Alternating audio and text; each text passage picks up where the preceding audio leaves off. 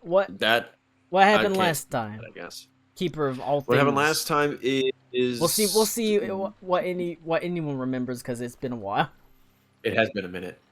If you can spark anything from the last time, it might help me. But like, we were okay. So last session, were we talking about, or did we enact plans to sabotage other ships? Most of the time, I do vaguely write down stuff in the when you hit J. I'll write down like a brief, like random quest of. Let me go watch Colin's video he uploaded last week. There at isn't like one 5 times There speed isn't right one uploaded for last week or last time. Mike, I thought you were Rick for a second, and I was like, "Wow, Rick got really skinny." I was like, "Wow, Rick got really skinny."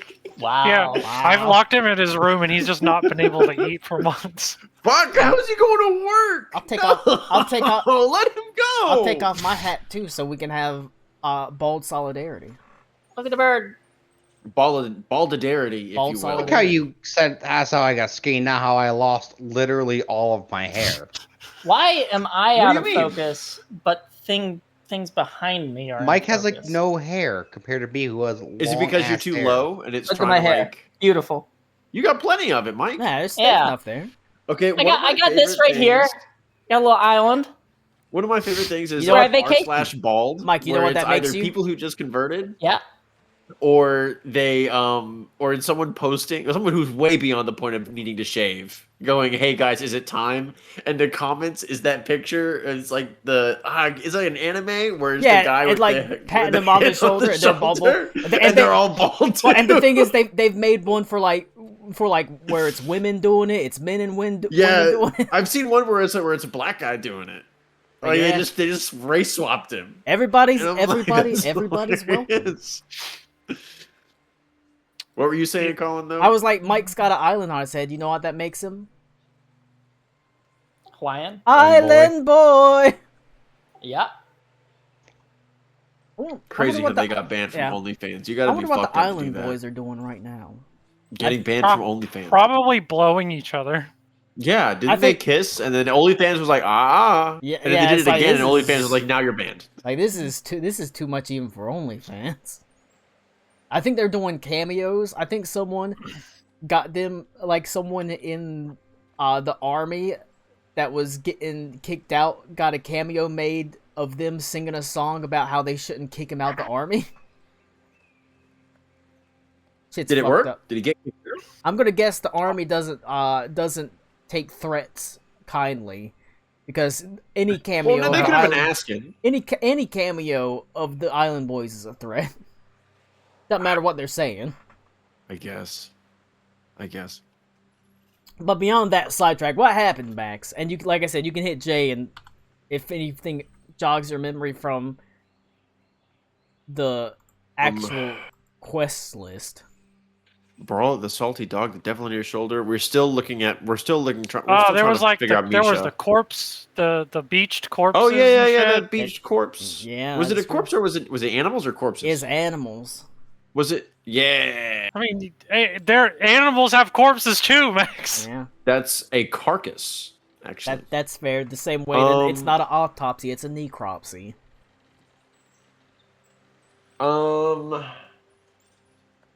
Yeah, we've been doing that.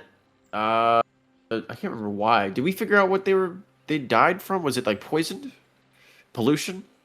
They were did we developing do anything cancer, to any other basically. ships?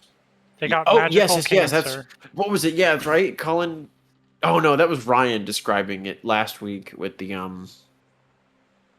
magical cancer. That I was like, oh, it's too much. It's like cancerous, and he agreed. I'm gonna go back to sitting in darkness. Camera on, just light off. Camera on, just pure darkness. Hey, I can vaguely see the reflection of your glasses.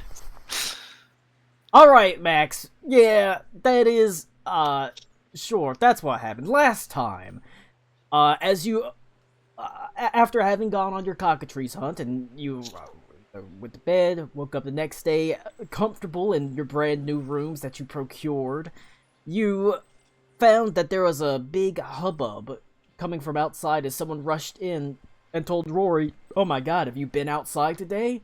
And he sort of went out, and you went as well to find that along the pristine sandy shores were mars and blights of animals that had beached themselves all along the length of the shoreline. You went out to investigate, understandably, as it is certainly a curiosity, and found that these beasts were covered in tumors and sores and strange growths, and obviously a single beaching is relatively rare, but not unheard of to have all these animals, not just the same type. You saw dolphins, you saw oarfish, etc., etc., all having bleached themselves or beached themselves with the exact same symptoms was definitely a red flag, as that caught many people talking. The Queen of Tides descended down and found, and you noticed that even though she did her best to hide her worry, you did catch the glimpse on her face as she told everyone to clean it up, or do their best to clean it up, and she was going to investigate. Well, Yeah, Oh, and I yeah. started throwing away fish. That's yes. right. You found yeah, that yeah. there's a bunch of fish infected, and it's probably not wise to eat them. That's what Valen did. As We Logan- fought that racist. Oh, that's right. I was helping move shit with the floating Yeah. disc. Yeah. Logan and so some people helped basically throw shit on a bonfire. Valen went fishing with an old man, and he caught something rather unexpected. What was it? The sorceress bloodfish that taught us how to I- do magic. No, I caught not a sawagan. Bullywug? Fish person. Kuatoa. Kuatoa. Kuatoa, that's it. Oh, we tried talking with him. I remember. You we managed couldn't to understand land him. yourself a Kuatoa, and you were able to communicate with him as he, in his own rough, broken words, as you had to sort of use comprehend languages, but you got the gist of it.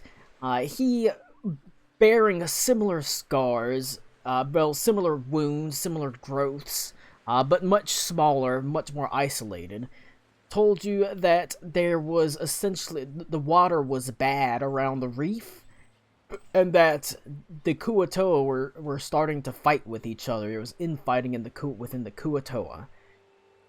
And it seems to be there's some sort of civil war brewing beneath the waves. All this against the backdrop of the forthcoming sea trials to determine who will take ownership of the newest living ship. Well, Valen did some investigations and found that only about half the fish were infected, and so suggested, with the help of the Kuatoas, suggested that as well, that perhaps it's not the wisest to eat these fish, and so there's going to be a mass culling and check of the fish that are in the markets and that are being fished up, and there's the worry that some people, there might be some starvation going on, but that is not a problem for today, as Valen, the grateful Kuatoa, now being allowed to live close to shore at the Queen of Tides' behest, emerged and threw a piece of fire coral at you, which you picked up, and it's a magical item that you got, and you're like, thanks, and he's like, thanks, and he submerged down beneath the waves again. But beyond that as well, there was some religious chicanery that happened as, going up to the sort of shrines, Akmenos and Asertu, went and basically talked to the leaders of their own shrines and learned some stuff. Asertu got to see it as like mushroom fairy circles, and it had attendants that were were basically like clickers, I guess. They were like sound No, they were. No. location They guys. they have they're Spore infected, spore like infected. human corpses, probably. Oh, okay. and they attend her shrine, and Ryan went and talked to Glenn Groom and Deirdre about what was going on. He prayed, and during that time, he had a very unpleasant experience. Whereas he reached out to his god, it was interrupted as it felt like he was drowning. And on the way down, you briefly talked to a high priest of Malor that's actually a paladin named Haladrin, who was somewhat nonchalant and nonplussed about the fact, like, nah, man, you really can't worship too hard here. If you sort of try to call a little bit some divine magic that's too strong, well, you know, things get not so great for you. There's only one sort of god that's allowed to be worshipped fully here, and that is Umberly, as it does feel like there is some, definitely, and you could definitely tell it's some sort of magic on this island that is, it seems to a curse. I called it the curse of Umberly, but it's, you know, something that mostly promotes you worshiping her. And also, as you were walking down, Misha the monkey ran over from the Asmodeus shrine and Again? and jumped on Acertu's shoulder, rolled her shoulder down. Acertu, you've been chosen by the fucking demon monkey. Sorry, you're out. You gotta go. I mean, I would rather hang with a demon monkey than most humans, so... That's fair. Demon monkeys I guess are probably better people than half the population. Misha And can do intelligent. math. Yeah. I'm just saying, I'd love to have a monkey that could just do my taxes for me. That's For it. real. That's it. Isn't that what happens when you do TurboTax? That's what the little loading bar is actually, is the monkey figuring it out? No, Max, you're the monkey doing the taxes. Oh, fuck. And that's where we ended. And it has been a couple of weeks since we played, but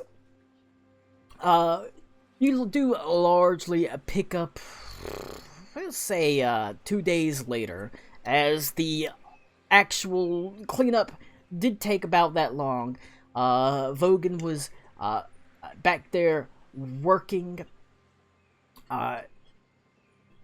You have seen there is definitely an air of unrest across the city of Alvalindra, and more it's less talking about the animals that beach themselves, or it's less and less is talking about those animals that beach, and more talking about the sudden absence of the Queen of Tides, as she is well known every night to patronize the bars. She's a patron of basically every bar in the city.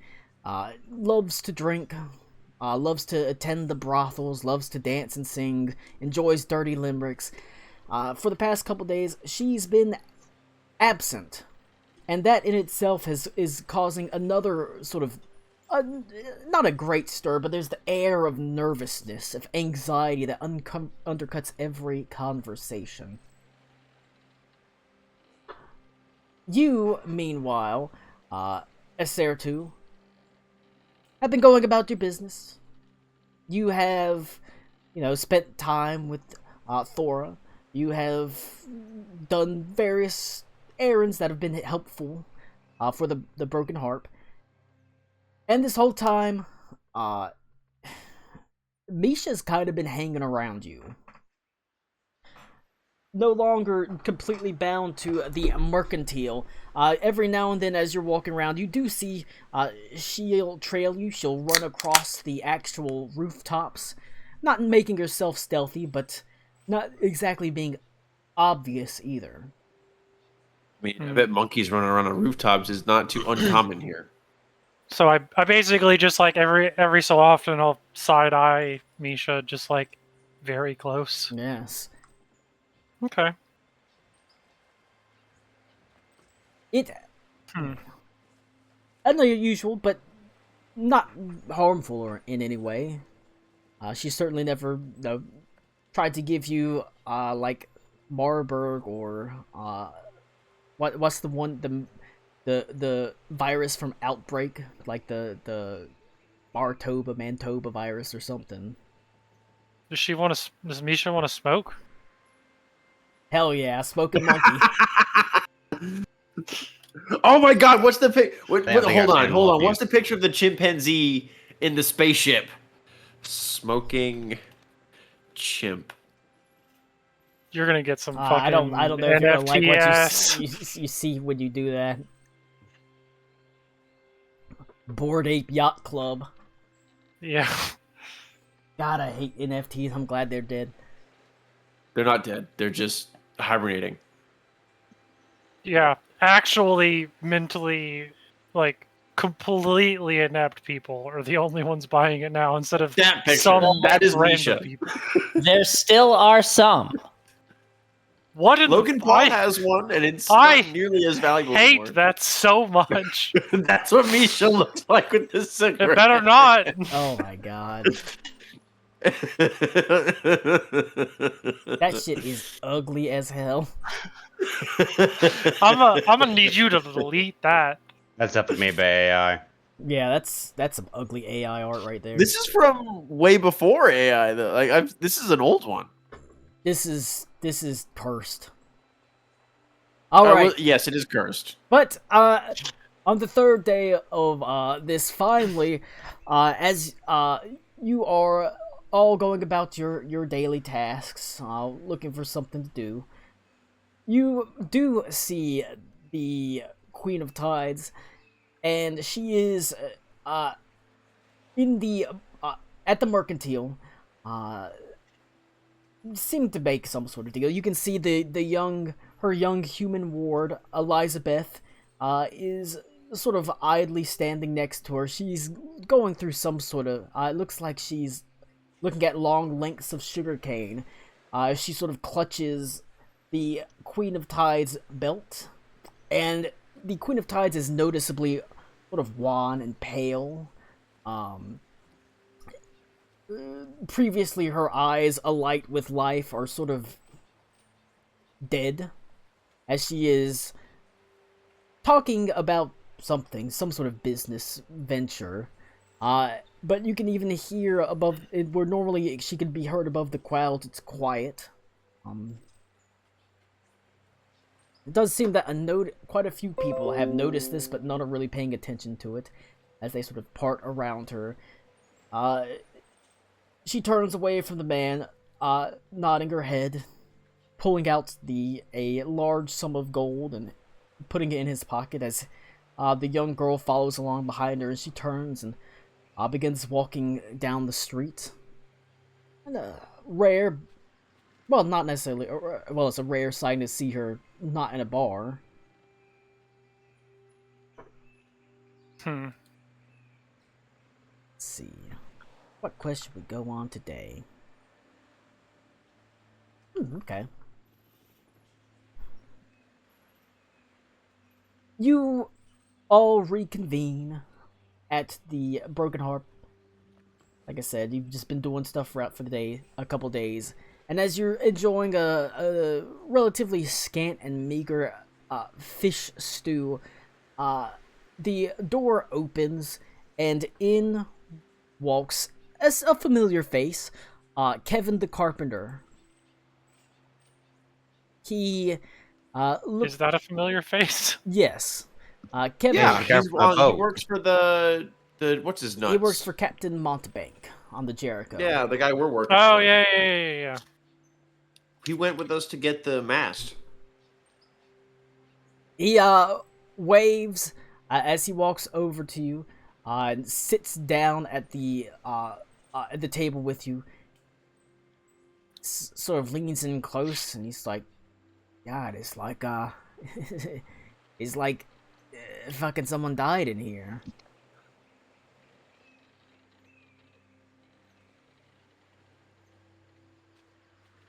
No shit. Well.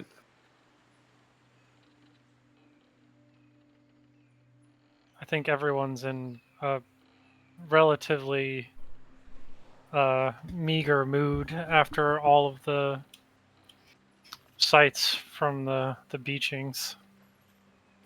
Sort of Scratch said, what do you mean, sights from the beachings? Beachings of what? A bunch of sea animals of just about every kind beached themselves, dying with some sort of blight, filled with tumors. What the hell? So even the city's fish supply is cut by something close to half. Why? Is it dangerous to eat them?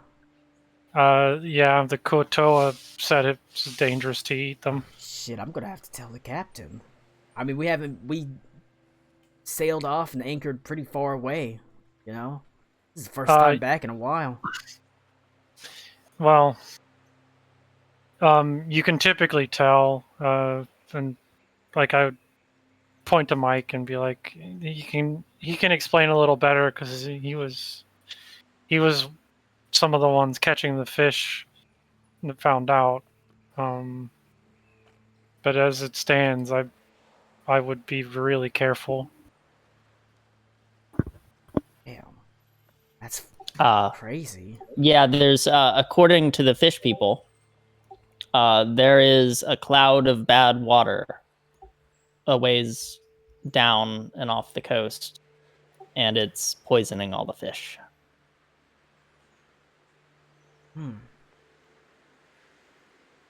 I'll have to tell the captain about that. I mean, we haven't seen anything, I guess, like that. At least on the other side of the island, on the beaches, we didn't see any beached anything. Well, then maybe that side of the island is fine. I would still be careful. We've been, just sort of sailing around, and, we were, I decided to come in and see about getting some supplies. I thought I'd pop in. We have been, keeping an eye on the Bullywug community. We sort of found a small one, sort of isolated off the side. We've been trying to keep an eye on, but I mean, we can't really go onto shore. Not easily, at least, and we've been trying to track him as best we can, but it's no luck, unfortunately. You know, we're still trying to figure out exactly what's going on.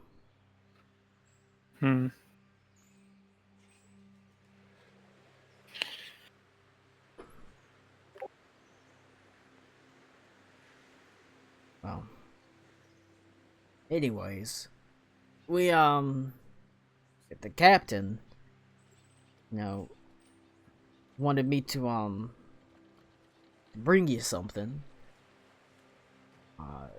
It's just outside. I'll go get it real fast. I didn't want to drag it in through the door, but it's, just you know, something.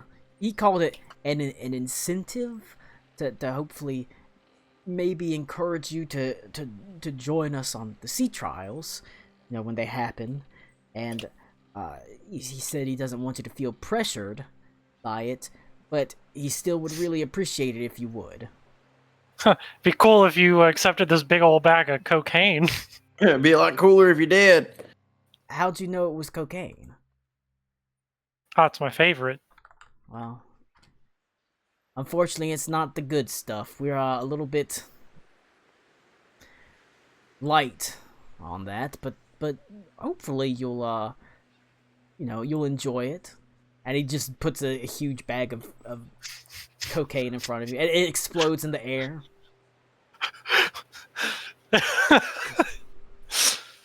You like? And he takes. Well, even if I didn't. He takes I'm going to become a meth shard mine made out of meth crystals. he just takes a huge fucking snort of it, like, hey, we're all good. But no, He goes and gets whatever the thing. yeah, he goes and he brings you a large, like iron banded. It looks like a large, almost tower shield, almost like a piece of a battered rowboat piece. But it is, cool. You can see it's got sort of leather straps across the back so it can be used as a shield. And he says, when the captain was, well, there was a brief time where he was a cabin boy, and the ship went down, and he clung to this for dear life, floated on it for a couple days, brought it back with him, used it, turned it into a shield that he carried for a long time. It's got sentimentality to him, even if he doesn't necessarily use a shield in his fighting anymore.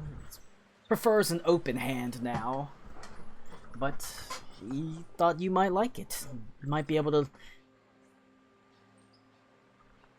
if you keep it close to you, remind you that here in the city there's people that are on your side, people that do want to work with you even if others don't.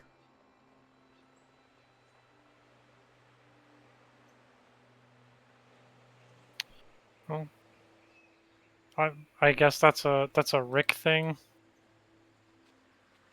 What do you mean to do? A shield, Oh, a yeah. big old shield. Actually, I don't know if I even took that. Whoa, why is it lagging?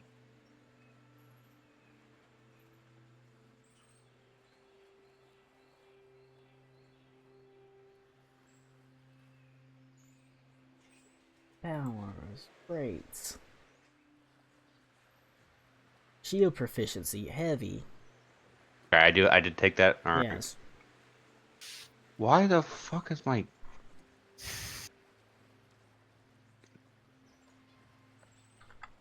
Hold on, let me reopen Chrome. Cause it's lagging to shit.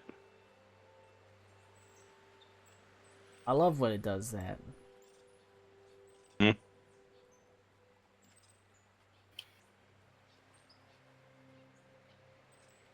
Alright, it's whatever. Closing and reopen to fix it. Okay. Yeah, I have. If I took the heavy shield proficiency, I'll take the big shield. All right. Because I think Ryan already has one, right? I mean, he's not here to say. I think he does anyways. I think he He bought got that them. armor. He got that armor from the dwarven armor. It's true. That's true. So All I right, mean, yeah. y'all can each have one. All right. He gives you the shield. It's like I said, it's definitely not the most beautiful shield, but you can tell it's seen use, and it does have a certain amount of sentimentality, to be sure. Let's see.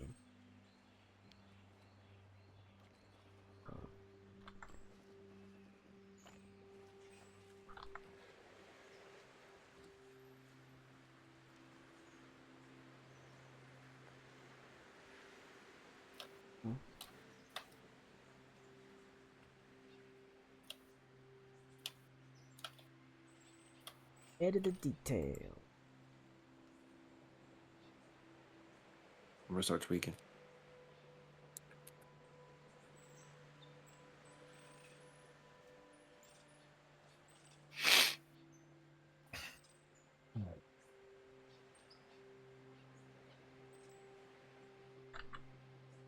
Heavy shield. But it is not just a heavy shield, it is a shield of deflection. Hell yeah, brother. It What does that do? The flex. It deflects. Shit. It lets you, besides the fact that it is a your standard shield. You gain once per day. You gain resist to all damage from ranged attacks and area attacks. So you can, Now I equip that shield. So is this like the opposite of a shield of suction?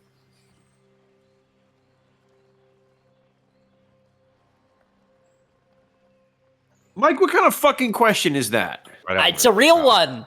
You said shield of deflection, so that's things don't stick to it; they glance off. But what would be the opposite of that? Would have to be like suction. Shield of So stick. attraction? Yeah, or stickiness. fuck around with it. Sorry, the thought was overbearing in my mind. The autism really got Mike there. The strong autism. Oh, it's not It's not raising my AC. Let me just put on a heavy shield. Fuck. Heavy shield.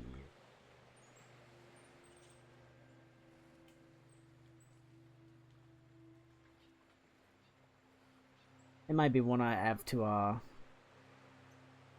go in and just change your AC. I mean, if you want to move on and do that over the week or something, that's fine. I don't think it's gonna make that big of. It's gonna kill us to not have that like that. We could also just know if we do fight today. Yeah. Because it'll take 2 off all the damage. That one's also not raising my AC. Yeah, it doesn't have any effects on it, so I don't know. The 4E module is a little jank. Well, it doesn't do automation, so I have to go Yeah. in and do a bunch of the automation, unfortunately. Alright. You're doing a good job with that, though, Colin. But yeah, it is a rough I have no idea. and battered shield. And it, like I said, it does seem to have some sentimentality. So yeah, he gives it to you. There's just a reminder that, if You own you. you want to help, he's around. But yeah, he sort of says, so what else have you been up to?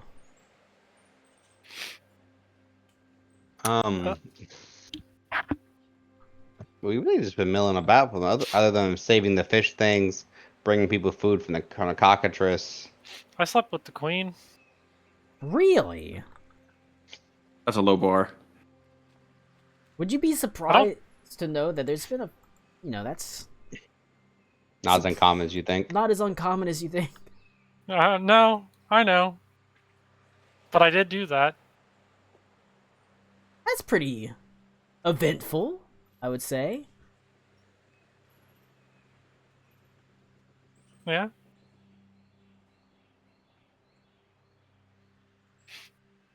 What in particular does he need help with? What was what? Well, he managed to track down the bullywugs, but he's not able to really.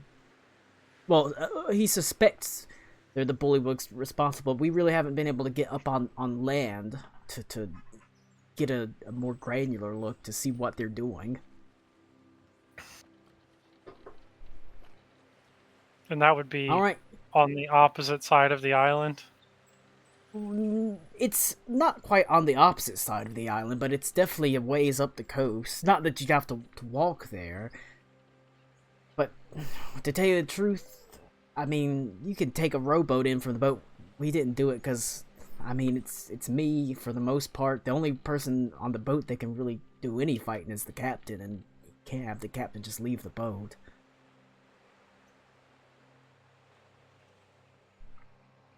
That's totally fair. So we just thought we'd ask you if you'd be willing to, maybe. Yeah, I can deal with we can go deal with some bullywogs. I mean, they're. It seems like they need our help, anyways. I'm sort of in the background. I'm working on the shield. I know how to do it. I just got to get the right details line. All right, he says that would be really good. I mean, there's they don't look like they look like they've set up a pretty, substantial little camp. So I don't think they're going to be rushing off anytime soon.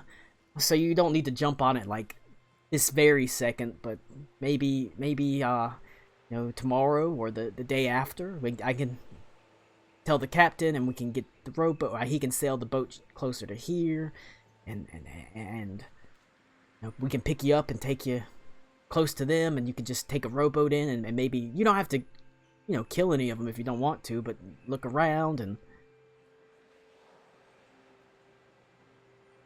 I mean, I don't see why we can't. Okay, awesome. I'm gonna go tell him. I'm gonna head back to the boat. You get yourself accustomed to the shield, I guess. See if it fits you. See, swing it around a little bit. But he nods his head, throws a coin onto the bar, and he walks out the door.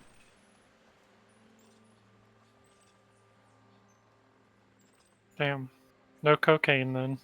No cocaine. The bullywogs have it. Oh. Oh, okay, we gotta go get it. Time to go kill some bullywogs for some cocaine. Yeah, time to go get it. Time to go get it. Everyone loves it. Alright.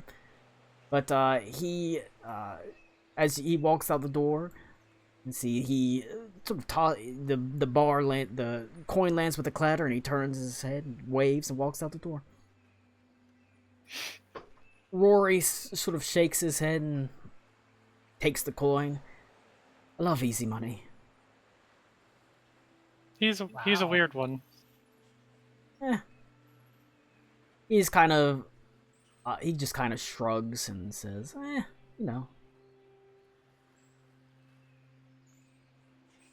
So what's the plan for today exactly? Well, I was gonna see about a monkey that has been following me. Really? I think it's kind of conceited to assume that she's been following you, not following us. Colin did say she was following me around as I was going, so yeah, it was me. Do you have one in particular in mind, or? You know Misha, right? Oh, everyone knows Misha. Yeah, so I wanna I don't know, spend a little bit more time, maybe figure out why.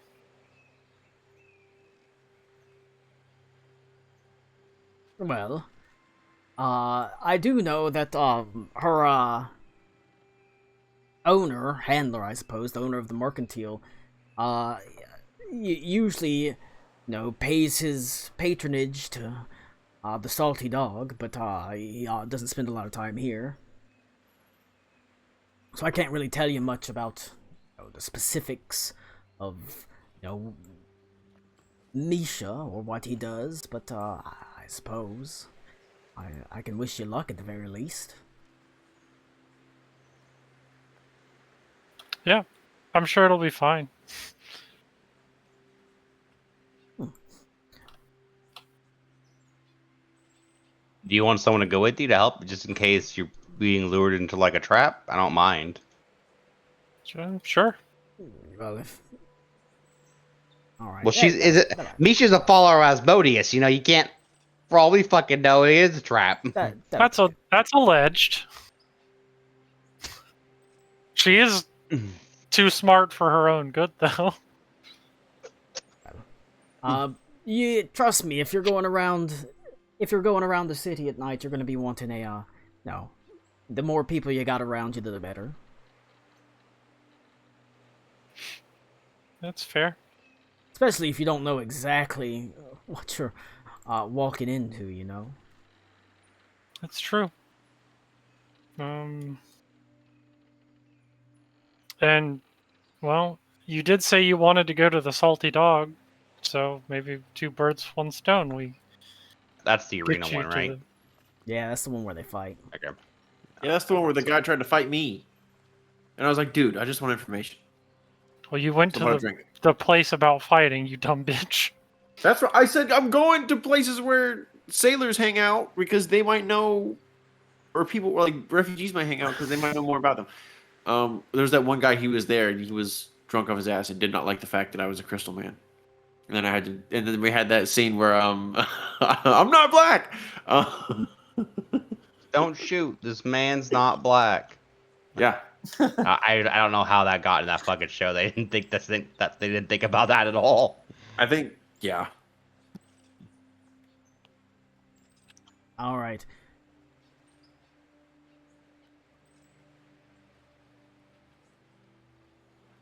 God damn. All I can think about that is the South Park episodes.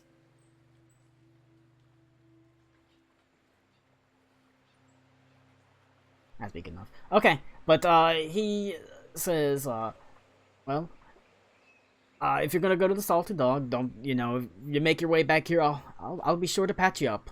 I have a nice tankard of rum ready for you, because you may very well need it, because it is no laughing matter, that's to be sure.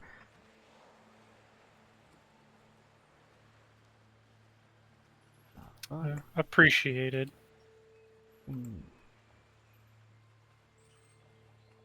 I was saying, fucking armor class isn't even close to right. What the fuck is going on? Oh yeah, that's super off. Now it's at 20. That I think is correct. That's because I just put it in at 20. That is weird. Oh well. All right. Salty Dog it is. Now that all that's settled, I can focus on this. Is that your choice to go to the Salty Dog? Hopefully, find Misha's owner, maybe ask him, or at least see something if Misha's around with him. That way, you would at least know that Misha's not following you around in that case. Who all's going? I'll go. I already told her I'd go. I'll go. Okay. Might as well. It gives you something to do.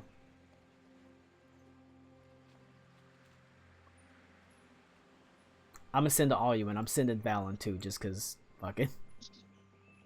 Might as well all go. You're taking away Mike's player agency? Wow. I don't think Mike just wants to, unless Mike wants to do something else. I don't think he just wants to sit there. No, I'm fine with going. All right. And now, like I said, now I got your armor class right, Rick. So it'll. I'll try to figure out why it's fucked up later. Yeah, because I was. Yeah, I don't.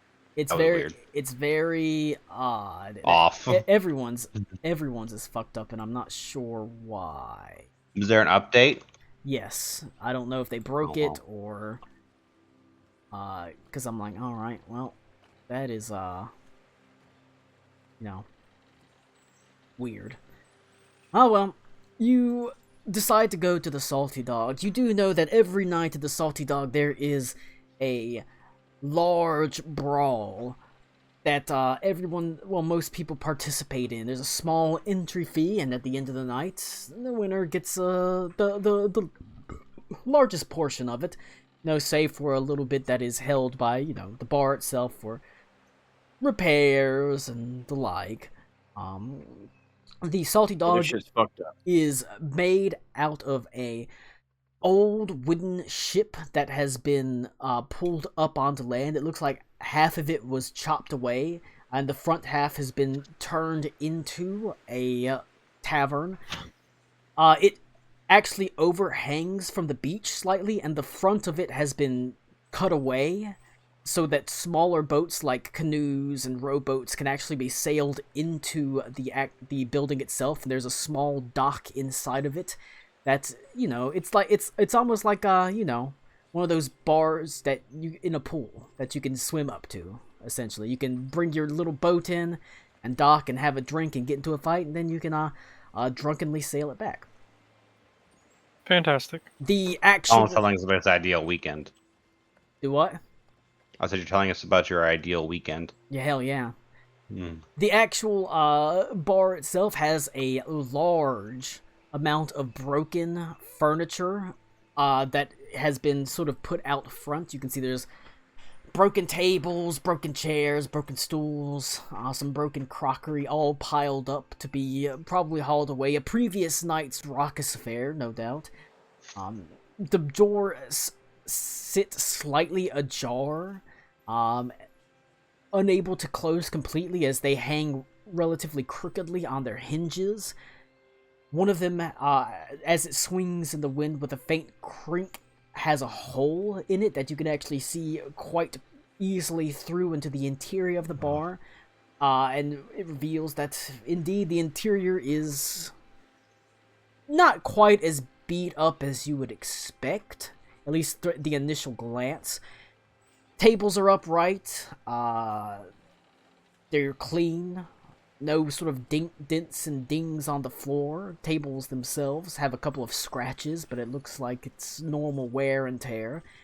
The clientele, at least at this hour that you've initially arrived, seems pretty standard, if a little bit quiet, and a little bit small compared to the Broken Harp.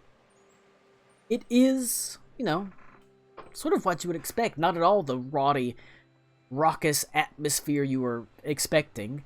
However, you have arrived relatively early on in the night. Oh, so shit has not been broken yet. Shit's not hit the fan yet. Looks like that might be happening later. So they repair it every night? Yes. Okay. They throw out all the broken shit. They bring the good tables back in. Whenever it's time for the fight to happen, they wheel the tables out. Anything that gets left behind is allowed to be broken. That's part of the fee that gets taken out as they replace it. Yeah. As you enter, a bartender looks up from cleaning his glass with a faint nod. But all things considered, it's quite dull in here at this hour. Let's see.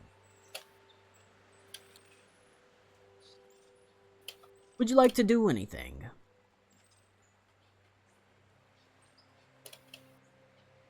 I'll order a drink.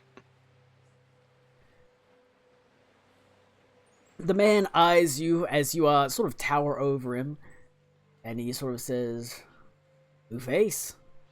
Welcome to the Salty Dog. What'll you be drinking today?" Thank you. Let's do something good.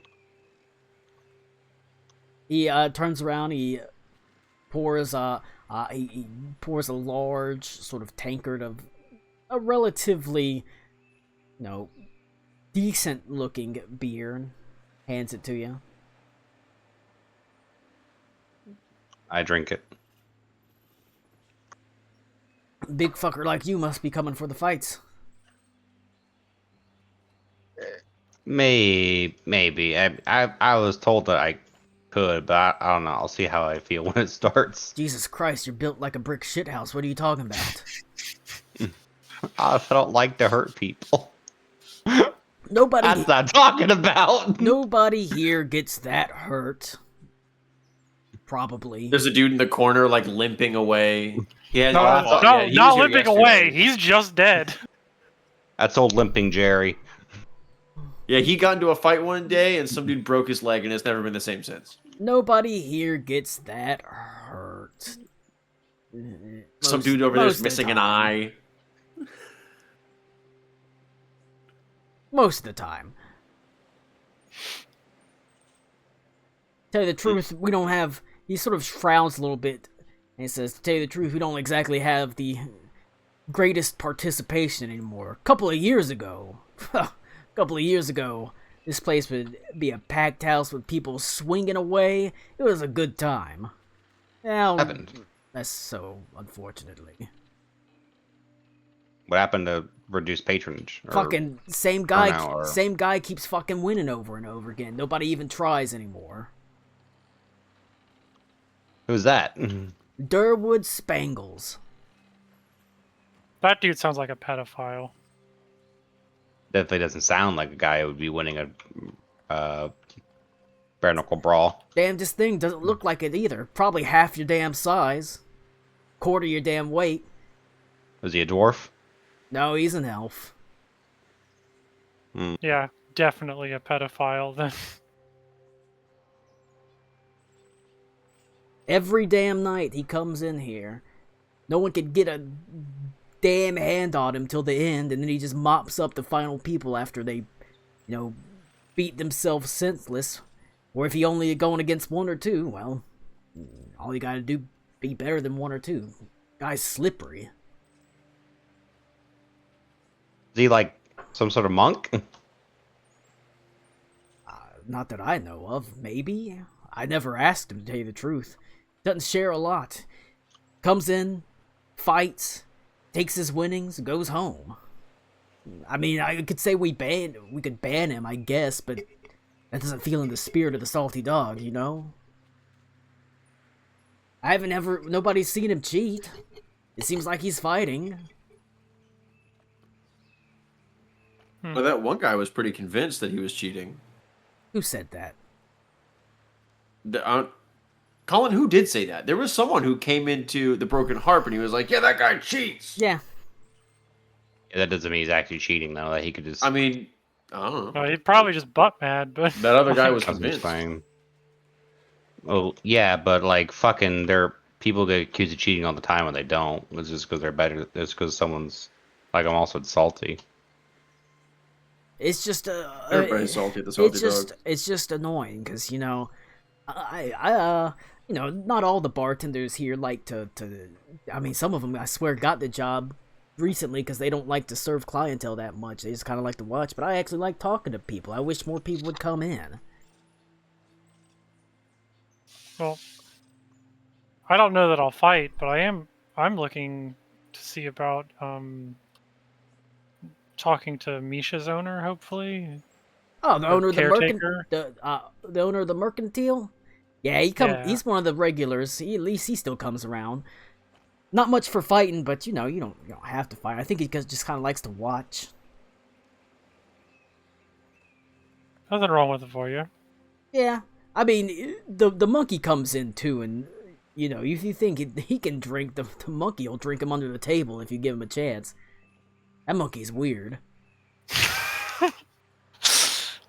Interesting. Maybe she's made of brass. Maybe she's some sort of brass monkey. Well, I mean, A funky monkey? Yeah, it's a funky monkey. he pays for the monkey's drinks, so money's money. Yeah, But, nothing wrong with that. But yeah, nah. He nods his head, and he pours everyone a beer. Says, "Hey, it's on the house." Well, thank you. I appreciate that. You know what? I will try to knock this dude off. Since I don't like that. I'm gonna jack this dude off right here. I'm going to suck this dude off so hard. No, I'll try. I'll see if I can knock this dude off his pedestal for you. I mean, it feels bad saying I'd appreciate that, but I just... It's not that I don't like him, because he's not an asshole about it, but I just really wish, like, it kind of drove all the hope out of people winning after he kept winning over and over again, and people just stopped coming, and... It does happen when somebody wins a thing every time. It really sucks the fun out of even coming and trying. Exactly.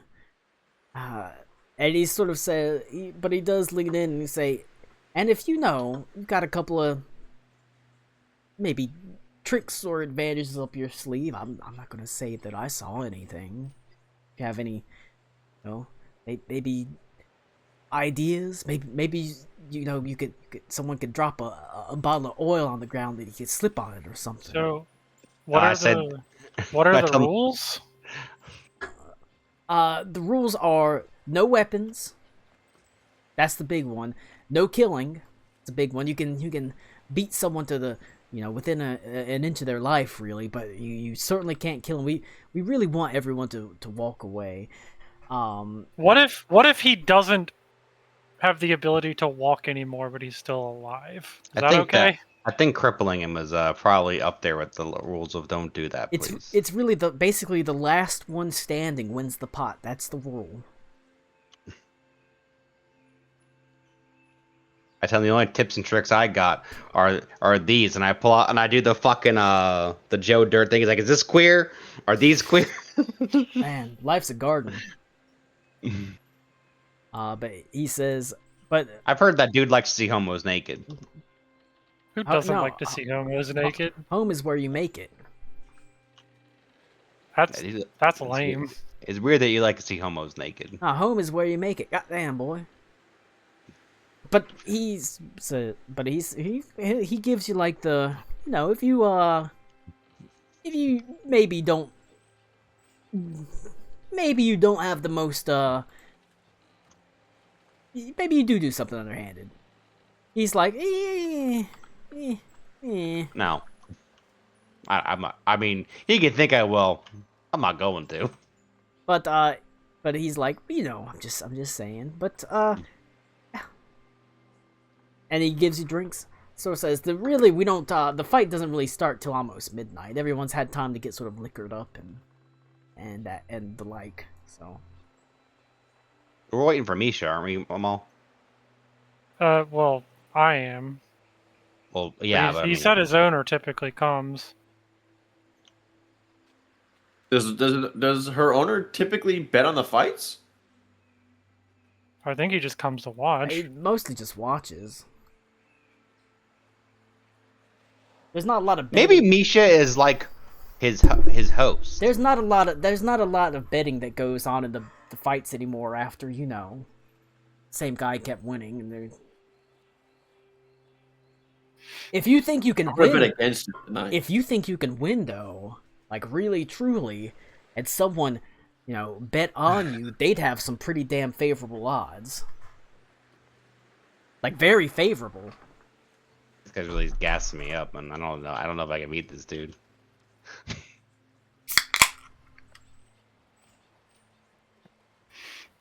What do I have think that you I can do it. potentially use?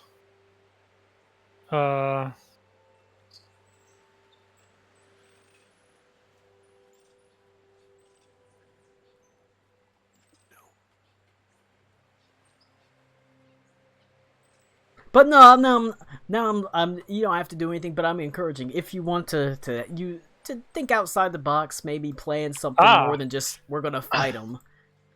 I can Oath of Enmity him, and that would have given me the ability to Divine Guidance. It's a Channel Divinity. An ally within 10 squares makes an attack roll against the Oath target.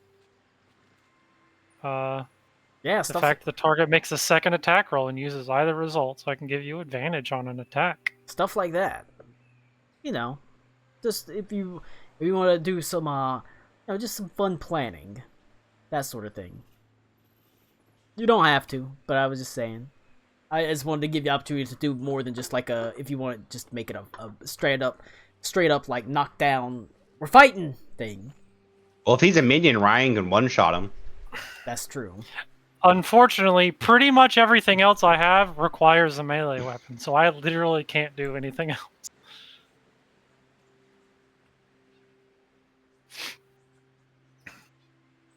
Hey, that's something. That's true. Unless I get my hands on a pair of brass knuckles, that's a melee weapon. I'd probably let you hard right here. It's too hard not right allowed- here. It's not allowed in the rules, Max. Yeah, but I can. Have you seen wrestling before? Okay. You know how many well, times Ric Flair pulls out a pair of brass knuckles? Yeah, that's fake Okay. though. cast invisibility on the brass knuckles. Nobody will know. There you go. Got him. To cast invisibility on my fucking Morden Crash. You could just cast invisibility on yourself and then just beat the crap out of him. As he walks in, just No, jump that's him. cheating. That's cheating. all of a sudden, all of a sudden, he's just getting the crap beat out of him in a corner. Be like, huh, he must be having a bad night. It's only cheating if you get caught, Max. Exactly. It's It's still cheating. It's only against the no. rules if you kill him. If you kill him on purpose. I know it's probably still against the rules. If you say it was an accident, they'd probably be like, "Oh, well, that's a shame anyway." That's oh, jeez, that sucks. Oh darn. But, alright. We are going to... Some time passes as you enjoy the conversation of the bartender. He seems to genuinely like his job, and he also seems to very... he quite a bit enjoys just talking to people. You can see why maybe he's a little bit upset that maybe, fewer people are coming in. As it does seem like he genuinely, just wants to talk.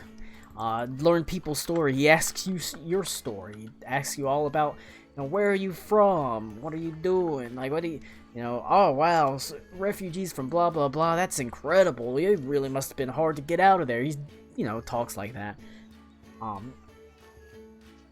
But after about, towards around 8 o'clock, as the night is getting quite dark, or it's beginning to get dark, there is, you can see the owner of the mercantile walks in.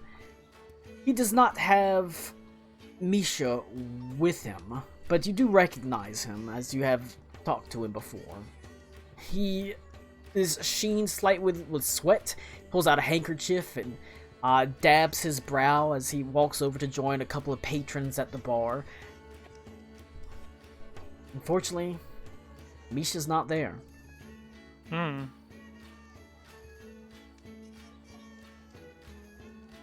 Well,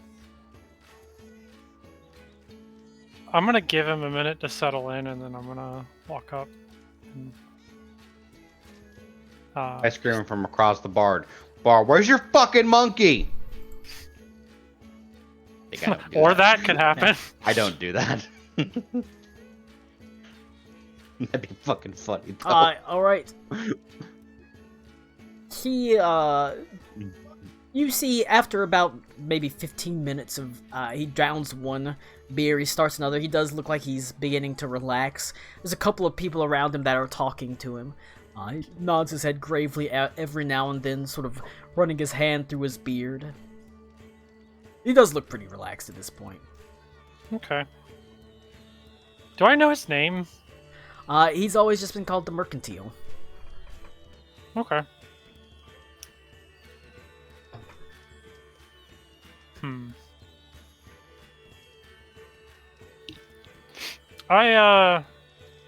I go get I'm gonna get a second drink of just presumably just the regular beer that we've both been drinking. Get one for each of us. I'm gonna walk up to him. He nods his head as you walk up to him. I figured you could use another. Always. I was actually wondering if we could chat a little. If you don't mind. Of course, talking's my business. Spend most of my day talking. But selling was his business. Selling's my business. I do that as well. So, Ask me if he gets up the monkey business. I'm not going to do that. I've been noticing Misha a lot more recently, and roll insight. Okay. Insight. No, not. Oh my God, where's my fucking insight? Roll. Alright, you can see as soon as you mention Misha, you can see the faintest twitch on his face, as you can see, and he sort of shuffles awkwardly on his stool. He seems to get a little bit nervous.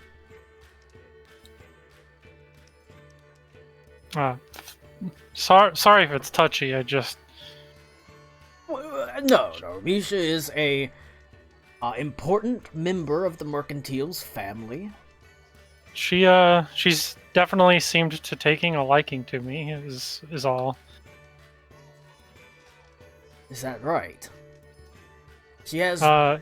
She's been spending a lot of time wandering off lately, actually.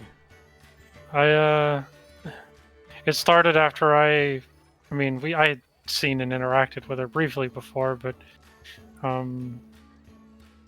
at oh my god, which shrine was it, Colin?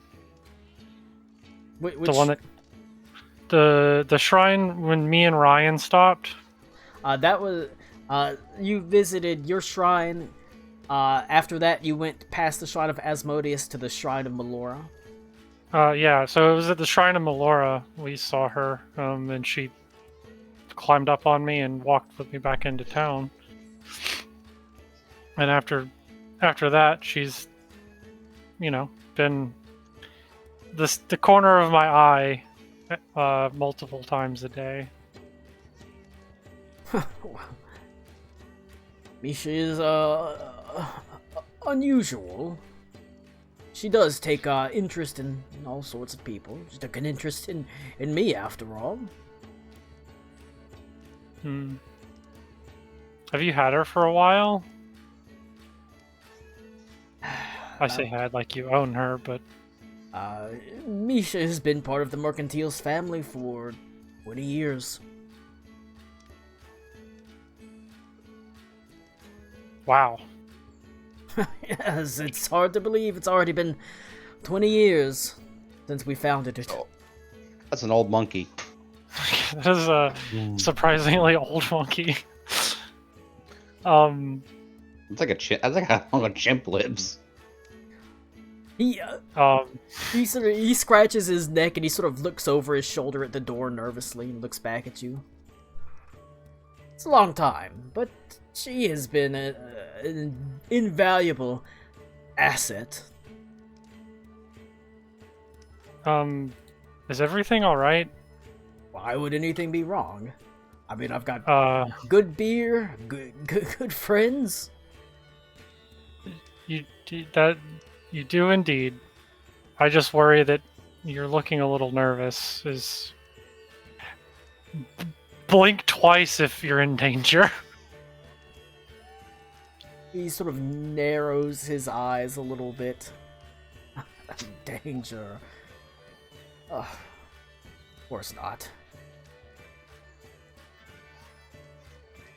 Okay. Well,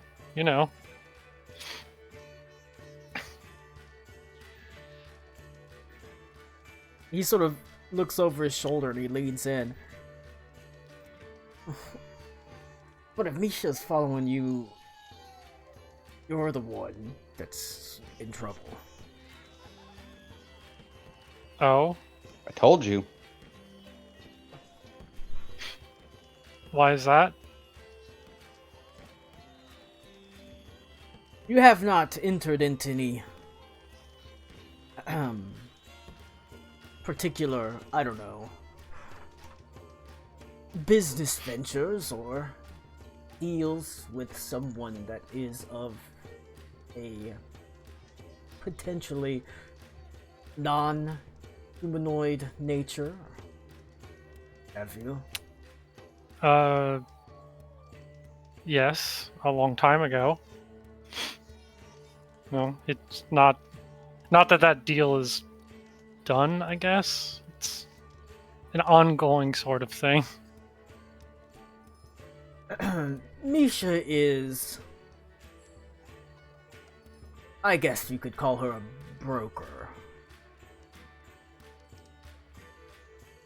Her business see. is, well, she works at the Mercantile insofar as my family made a deal for it to be successful. With her benefactor, and she keeps an eye on things.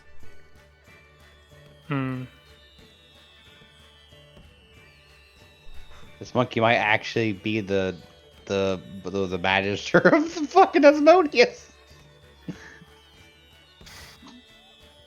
Well then, I would very much like to speak with her or whoever she's the broker for. That I can, if I see her, I'll tell her. But she's not. If anything, I'm the pet in this deal. I gathered that. He says, "Look, Misha might not be that impressive, but the people she works for." Oh, Misha's quite impressive. But he sort of nervously says, Look, you didn't hear any of this from me.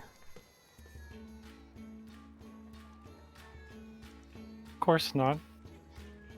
And he once again nervously looks over his shoulder. Easiest thing to do if you can is, if she's just following you, ignore her, and if you get the chance, get the hell out the city. No, And she's bound to my family, technically, as our watchers, so she probably wouldn't follow you. oh. I Misha's can't just exactly Evil Monkey from leave the Family city. Guy.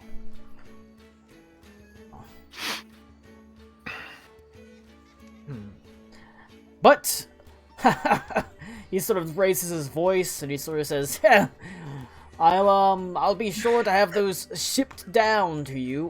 Where would you like those goods shipped, ma'am? Oh my god, what's the name of our bar? The Broken Harp. The Broken Harp would be fine. The Broken You can- Harp. You can send them directly to my wife in the kitchen. She'll handle it. I'll make sure they are hand delivered to her. I would Thank be you. happy to do it. As he sort of quickly downs his drink and sort of wipes his brow. He doesn't leave, but you can see he sort of turns away from you and Yeah. sort of not so much rude as it's almost like he's trying to forget his No. own problems. Like he's like, Yeah. I do tell I point at Rick and tell him like my companion over there is gonna fight tonight and Oh, really? I think he's got good odds if you'd like to bet. Good odds, eh? I mean I think so. You see how big he is? Guy's probably the biggest person I've seen in town in a long time. He sort of says, you know what, I don't usually bet on the fights, but I think I will. I got a good feeling about him. Yeah, well. You enjoy the rest of your night and best of luck. I think it'll be a good turnout. He nods his head and he says, just, you know what, to tell you the truth, as long as it's a fine show, I'll be pretty happy. He'll put up a fight.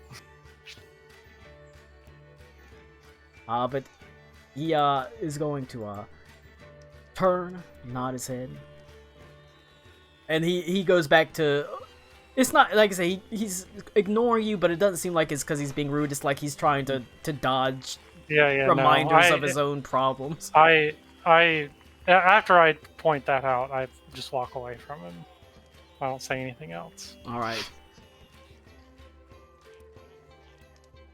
As the night passes, you find that it fills up a little bit more, and the atmosphere itself becomes a little bit rowdier, as some people do get drinks in them. About 11 o'clock, there is a man that walks in. He's quite small, maybe about 5'1", 5'2", thin, but he has an air about him of sort of confidence, as a couple of people quiet down a little bit. You can see as soon as he walks in, there's a couple of people that grab the nice tables and the nice chairs, and they start taking them towards the back. leaving only a handful of like sort of rinky-dink, weaker tables behind for people to sit at.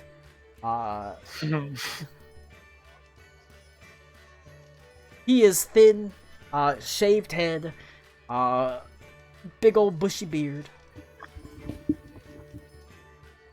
Has a almost wispy voice that is surprisingly quiet, and yet it cuts across the relatively loud bar as he said, "So who is going to buy me a drink?" Oh god, why did I move? I'll buy him one. He smiles, revealing that he has basically no teeth left. A couple of single incisors that are oddly dented and mismatched. He bows thoughtfully. "Thank you." You're welcome. You He- come here often? every night. Damn, every night, huh? Oh yes. That's a lot of cum. I enjoy the exercise. Don't we all? But he is going to walk to the bar with you. The bartender nods his head. "Same as usual, Durwood." "Same as usual." And, pour two.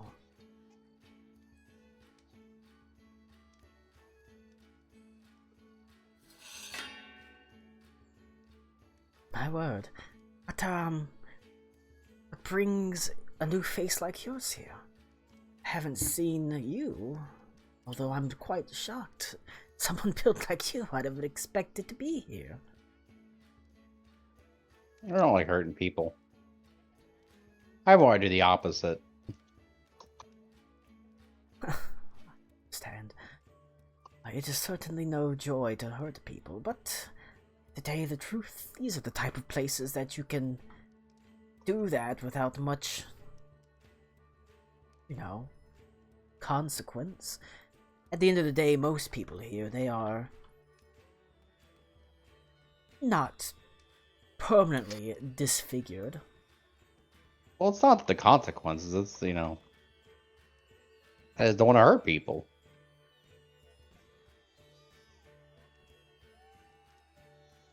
I understand. But, Well, I don't necessarily enjoy hurting people, but I don't exactly oppose it. It's mostly fun.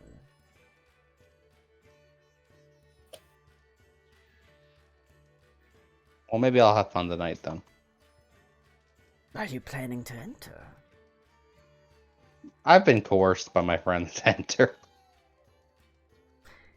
He does smile quite broadly. That, I am happy. Cool. Good, I guess. Why are you happy? It's been a long time since I had someone that was even willing to try more than just the meager attempts to stand up to me. I am the best fighter in this city, after. Oh well, I'm not gonna enter that. I'm not gonna enter then. Wow, if you're the best. What's supposed to do about that? Oh, never mind. Yep, never mind. God, that's already been figured out. I'm the best. I suppose I am the best city, or best fighter, but tomorrow, who knows? Could be you. Well, but then maybe I should enter tomorrow then. He sort of shrugs and says, I'll be here then too. Damn, this guy wants you. He's down bad for you, Rick. Max, why can't two homies just have a fucking non-sexual relationship? Why you gotta assume that he wants to have sex with me? Who's that fucking guy? Wasn't he involved in the Manson murders? And he had that really like high-pitched, reedy voice. Oh my god, he was in a movie too. God, what was his name? Let me look him up. Well, when Max finds that useless information, Um, High pitched. Max is thinking of Mike Tyson. No. Was he involved in the Manson murders? No, Max. Yeah. That's what I was Obviously. saying. That's what hold on. I don't remember him being mentioned in that at all. Obviously, Mike Tyson punched out the 2 ribs that he needed to suck his own dick. That's how he was involved. Okay. But he, Paul Watkins. Paul Watkins. Paul Walker? Watkins. Paul Walker? Yeah, Max. Paul Walker's involved in the Manson murders. That's why he's dead. Well, as he, sort of shrugs, he says, I'll be here tomorrow and the night after. What better time is there to test yourself than right now? Wait, are you telling me I should try tomorrow or today then? Today. Oh, well then I will enter today then. That's okay. You're No. confusing me. There's no time like the present. I suppose that's true. But he sort of shrugs and flexes his shoulders as he sort of looks at the clock. This is about 11:30. Not much longer now. You can see there's a handful of people that are sort of it looks like they're gearing up to fight too. 4 or 5 people. A sort of look on their face of like they've already resigned to their loss, but they're still there to fight. A couple of them. But if you're the best fighter, what rank are they? I don't even know who they are. Well, how do you know you're the best then if you don't know their rank? They're like the gas station hot dogs of fighters. Yeah. They're not even gas station hot dogs. We call them wizard Look, them fingers. Circle K hot dogs is yummy. No, they're not. They're the wizard fingers. They're literally not. But he sort of shrugs. Well, if there's a better fighter in the city, he can come into the bar and face me. Well, I would assume that you wouldn't disallow him from entering the bar. That seems kind of fucked up. Of course not. But, of course not. We welcome all here. These poor other people are, like, just resigning themselves. They're pulling off all their freaking clothes. Taking their shirts off. They toss 5 silver pieces on the bar. The entry fee. They don't seem particularly thrilled, to tell you the truth.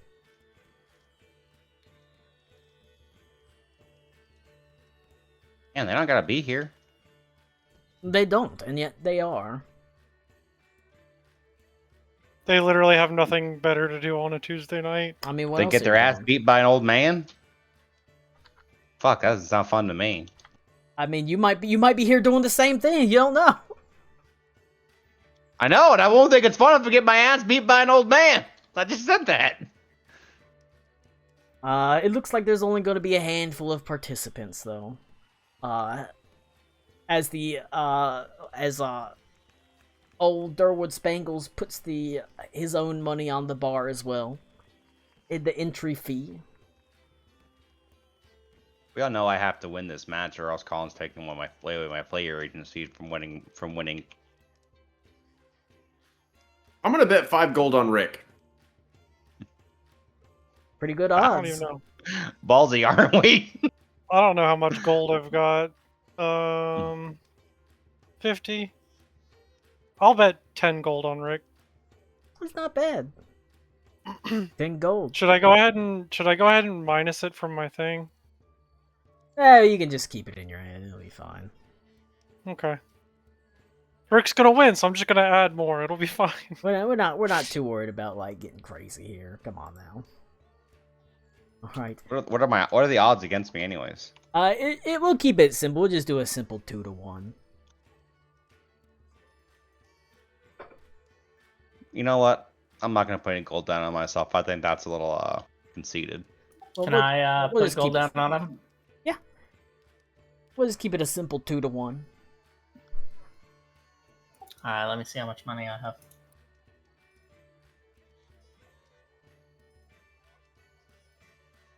I'm gonna put down 20 gold.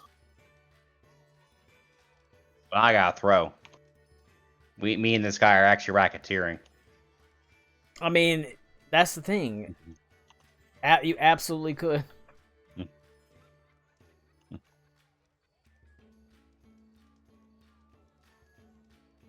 I sort of hope, that you would. That'd be pretty interesting. If I threw, Yeah, be pretty neat. why would that be neat? You should do it. You should throw. There's probably a lot of money riding against you because people think this guy's gonna win.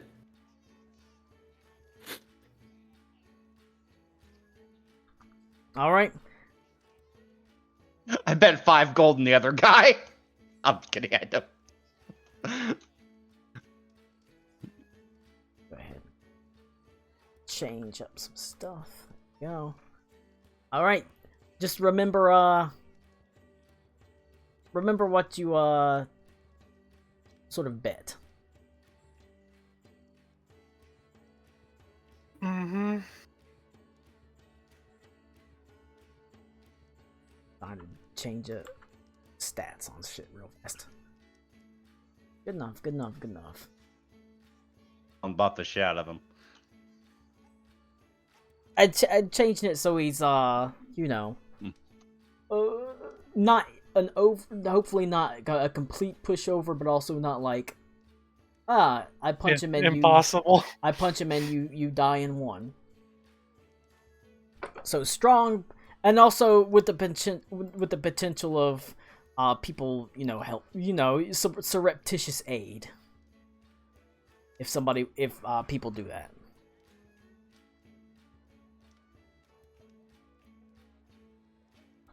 Good enough. We'll see. All right. There is a call for everyone as the midnight hour approaches. All right, everyone. All right. It's that time of night. As you can see, most people that aren't participating, they sort of push back to the sides, drink in hand to watch the entertainment. As he is going to... Is the bar itself safe? Yeah. Okay, I will hang at the bar then. It mostly takes place in the middle of the room.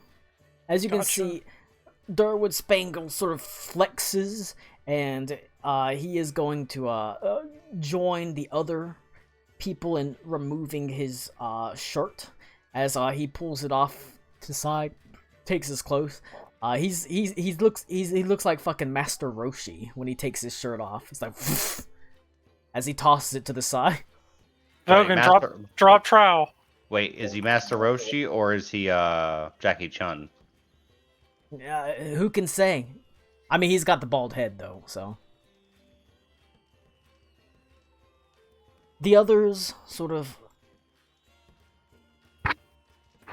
Yeah, Vogan, drop trowel. Just right. hang dog and assert dominance. We're gonna have a handful of other fighters. Oh, that's 2 Durwood Spangles.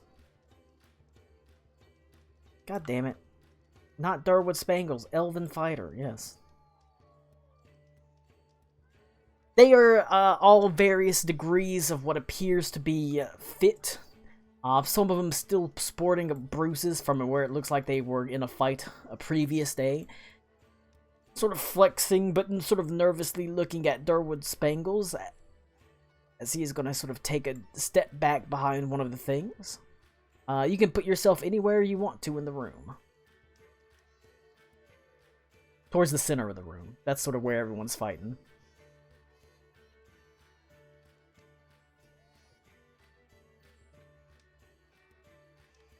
I'm gonna assume this Durgar looking dude is Durwood Spangles.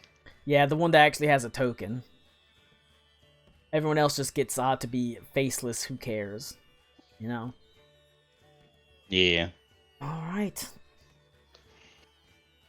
As the clock on the wall sort of gets closer and closer to 12. There's a hush that falls across the actual group that's watching. As you can see, the air is sort of primed. There's a tension in the air as the bartender sort of looks, and as soon as it hits 12 o'clock, he says, "All right, tonight's melee begins!" And you can go ahead and roll initiative. I think I accidentally rolled initiative for you. I'm just clicking Whatever. buttons. It's fine. It rolls what you rolled, so Yeah, I don't really care. I'm not bothered by it. it's not exactly the craziest shit, you know. All right, Durwood Spangles gets to go first. He is going to immediately turn to the guy next to him, and he is going to hit with his evasive strike. This is not an encounter power, it's just labeled as much because I didn't finish changing it. But he attacks.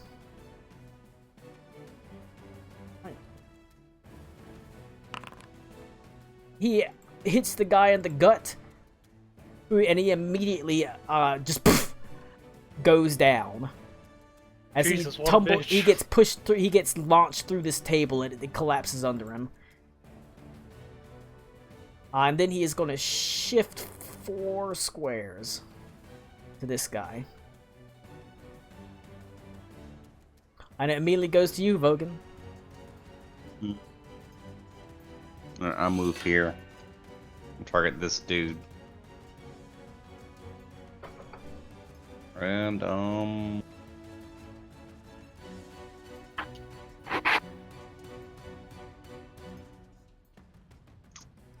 let's pull up my fucking shit. Oh, my abilities are, my powers are here. Oh, I do not have stuff for fighting.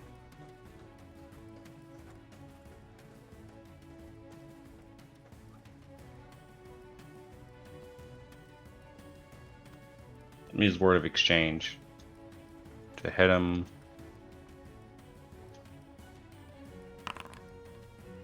I'll hit him. Oof. Unfortunately, the fleet fighter is surprisingly adept as he sort of, as your hand flies through him and slams into the table and sends it flying as he ducks down, a look of fear on his face. As it's going to go to the very same Elven Fleetfoot, who is going to make an attack at you.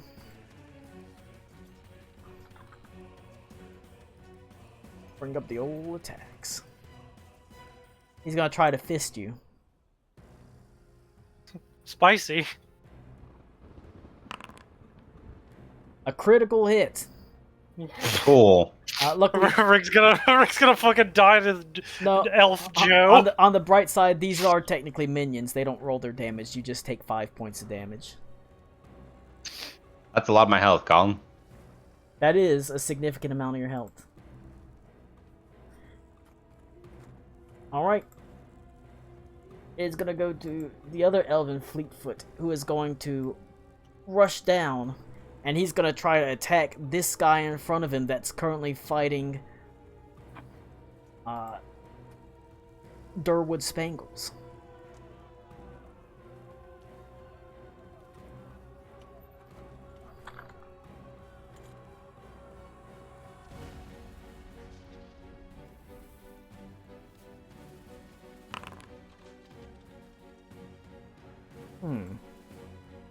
That's a hit.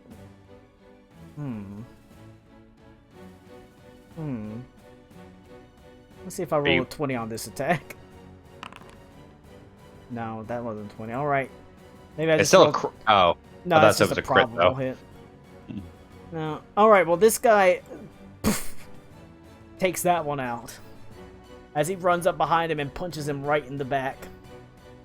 This has been calling out Action set up so every attack's a crit, so I just got fucked. I was like, we'll see. We'll see. I mean, I can always...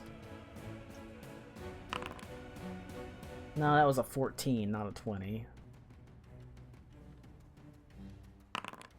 Okay.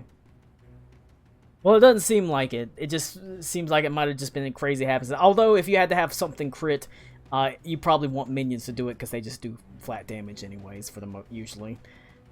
All right. But he went to get out. It's gonna go to Thurwood Spangles. Colin, I'm gonna go ahead and use my Oath of Enmity targeting, and I'm just gonna like trying to jeer people on specifically and like point at Durwood. Okay. Give me a diplomacy. That's not gonna be a good roll.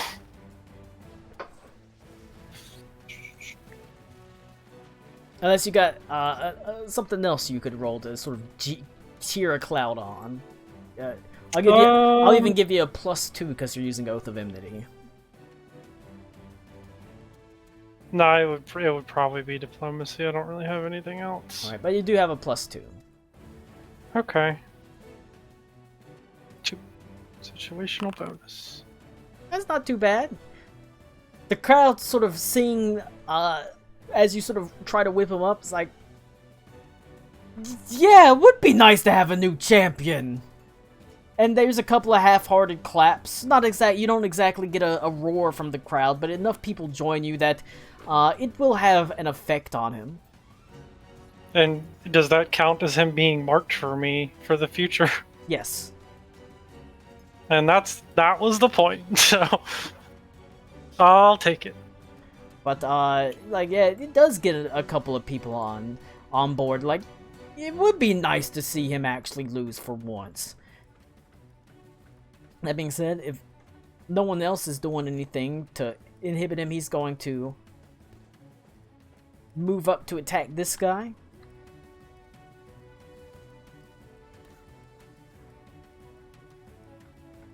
I don't think I'm going to roll a 20. Nope. Alright, the guy sort of exact opposite. ducks beneath it. As it goes to you, Vogan.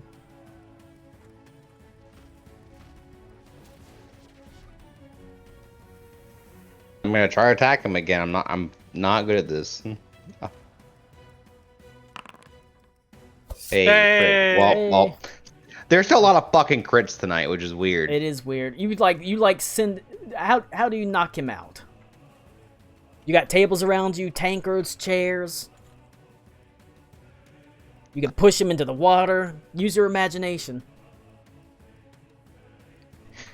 Are there tankards on the table next to me? Yes. I just pick it up and smack him upside the head with it. Alright, he is wheeling back to punch you. As you reach over, you grab the tankard, and it crashes over his head as he goes flying over the edge, unconscious on the ground there. And I was moved to flank this dude. Alright. It is going to go to him. He is sort of stuck in the middle. He is actually going to shift this way, and he's going to attack Durwood Spangles.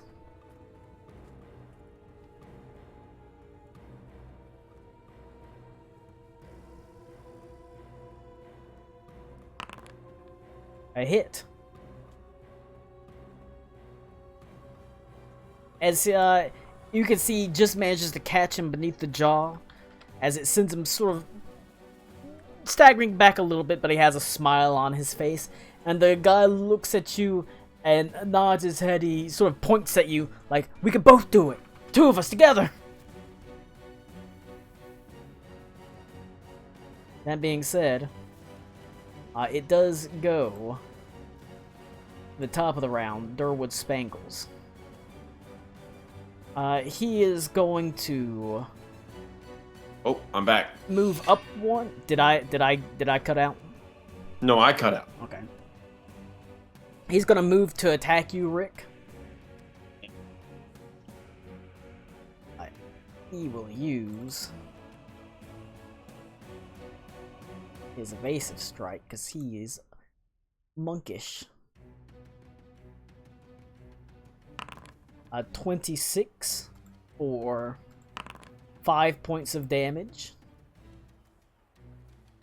Wait, he's attacking me? Yep.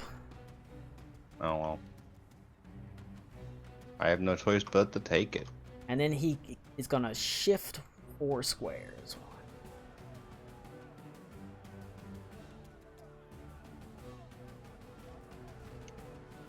Alright. It does immediately go to you, Vogan.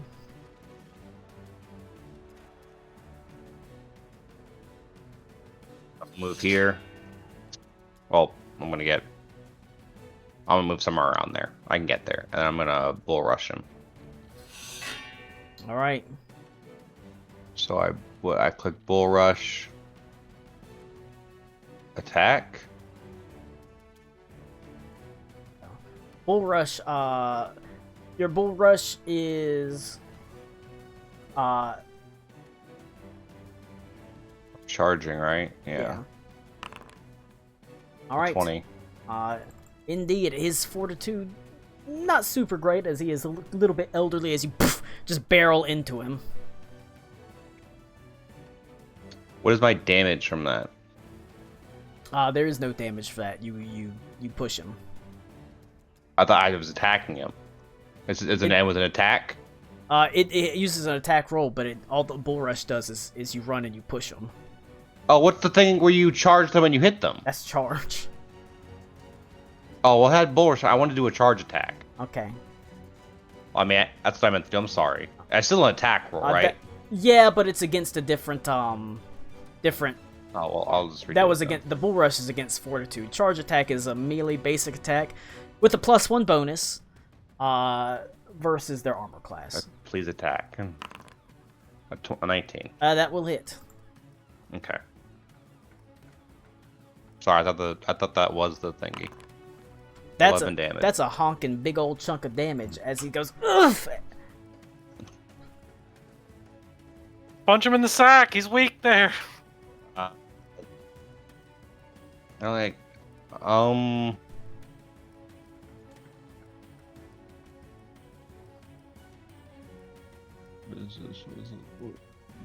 standard action. Grab his dick and twist it.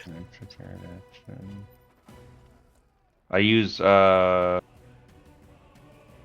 of Mending. Oh wait, no. I'll use Stone's Endurance. So I have resist 5 until the end of next turn. Got that. He's resisting. That's my turn. Alright. This guy is gonna try to run up and hit you. You rejected his alliance. I didn't say no. What are you talking about? I attacked the dude. He seeks his revenge. Why'd I reject it? But nah, he's gonna try to fist you.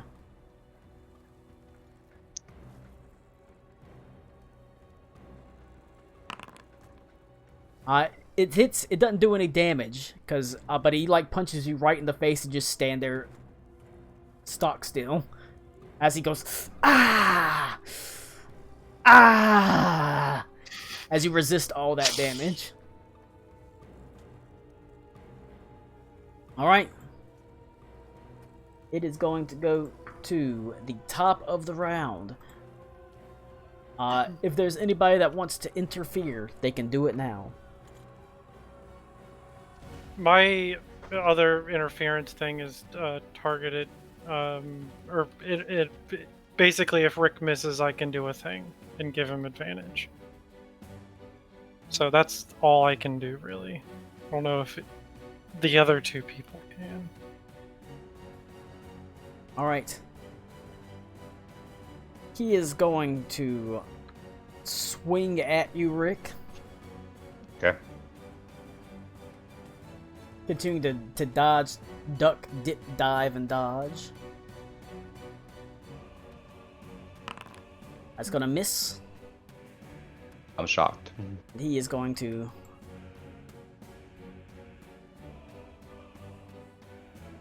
dart away.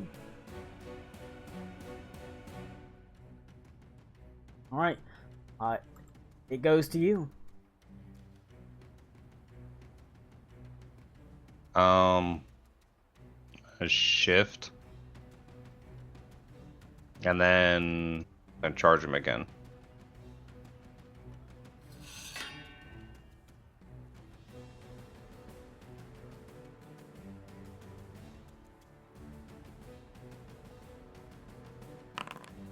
I'm 24. That'll hit. You mean? Yeah. 6 damage. And then I will use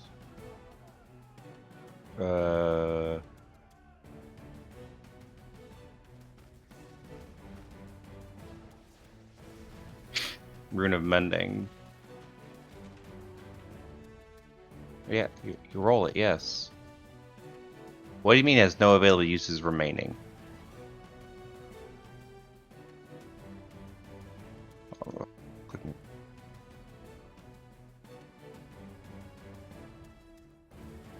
Did it do anything? What the fuck? I know my class-specific charge ability only has 1 use, and other than that, No, you I have have to use a regular I have one. 2. It just didn't do anything. It didn't bring up the thing so I could roll it. It used the charge of it though.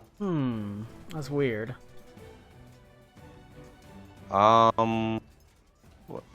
Maybe it's 'cause I wasn't targeting myself. How much is it? I can spend a healing surge. So where's my fucking surge?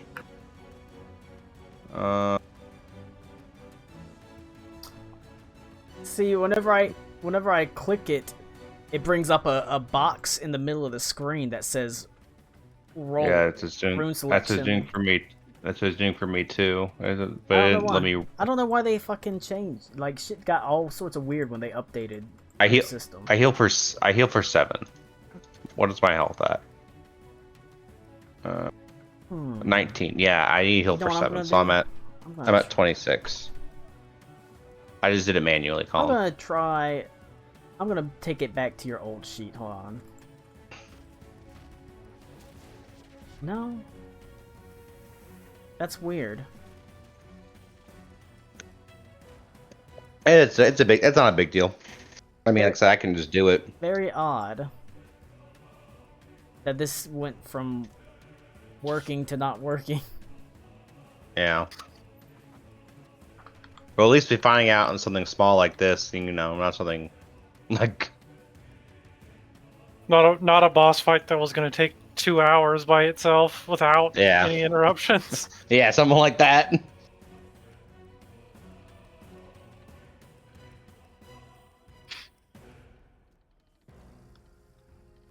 It goes full on like.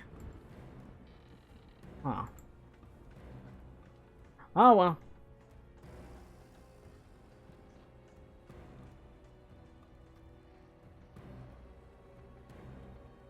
All right, you Rune of Mend yourself.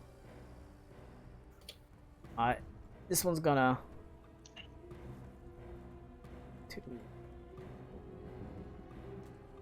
Move to attack him as well.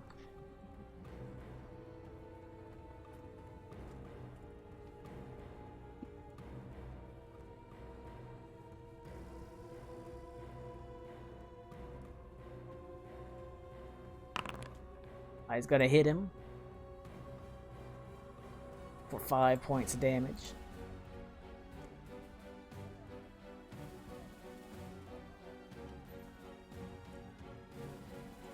All right. It goes to top of the round.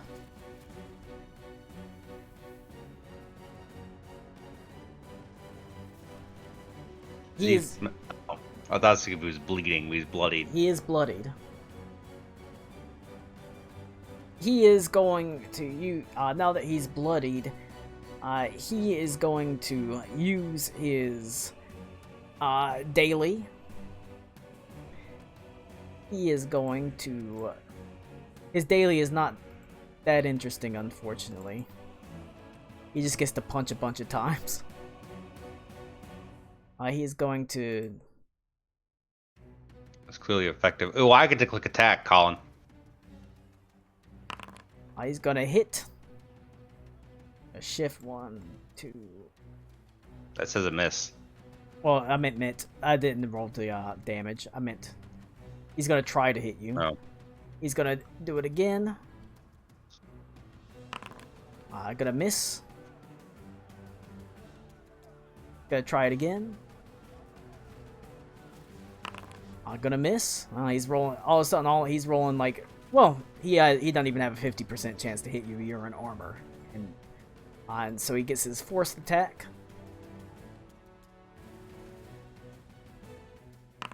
4 misses.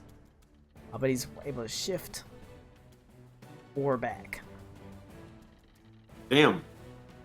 He was like, "Oh, I'm about to fuck this dude up," and Yeah, I mean- just whiff 4 times. I mean, he's only got a 45% chance to hit. So out of 4, he should have hit 2. well, I mean, he hit all his previous attacks too. And Unfortunately, yeah. bad rolls. As he is going to dart back. It goes to Vogan.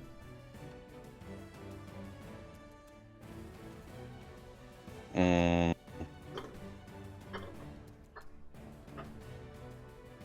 One second.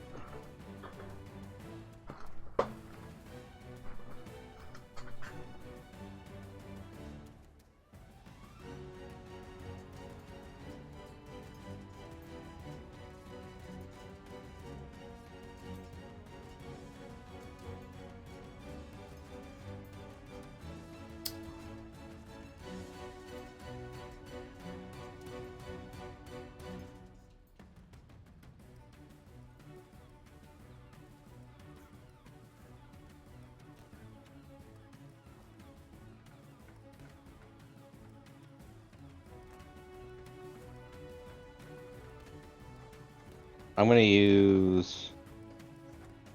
What's the fucking range on that?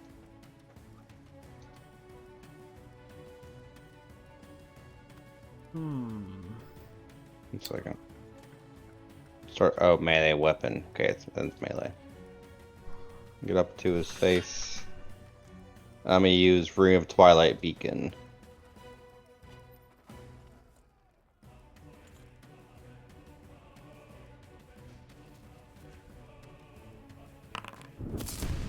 Right in with the 16. 16. Yes, versus the old Fortitude. That was a cool sound effect I just played. 12 damage. Bringing the fucking heat. All right, he stumbles backwards,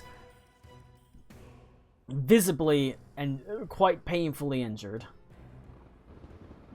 Colin, was this choose an ally? Can I choose myself or no? No. Oh, well, I choose Ilanara. If he does not end his turn adjacent to Ilanara, he takes 5 radiant damage. Okay. All right. Fuck, dude. If you don't go stand next to the guy not in this fight, you take damage. Yeah, that's what it does. All right. That is it. It is gonna go. This guy.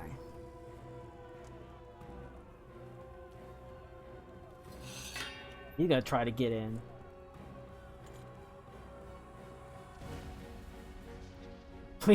Please, God, let this attack hit and let this poor little mook be the guy that knocks him out. All right. Try to give him the fist. Oh my God, it's a hit. This one. All right, that knocks him out. As he only had the 1 hit point left. As you were standing there sending down bolts of lightning, as Durwood Spangles is dancing around you, leaping past you to the stage, and you chase him down. This one elven moot walks up and just clobbers him upside the head with his fist, and it knocks him out. Sees a guy almost dying, punches him in the head. And the guy immediately starts celebrating as he says, "I did it! I did it! I'm the greatest fighter!" As it goes immediately to you, Vogan. Oh, you could do it, buddy. Throat punch him. I'm the best!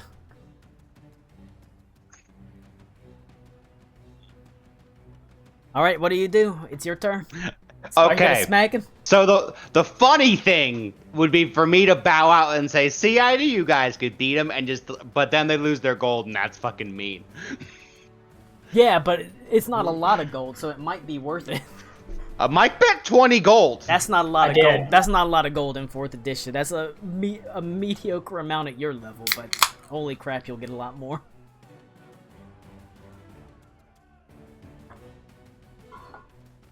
Hit him. Is the old man on the ground? Oh yeah, he's not dead or anything. He's just knocked out.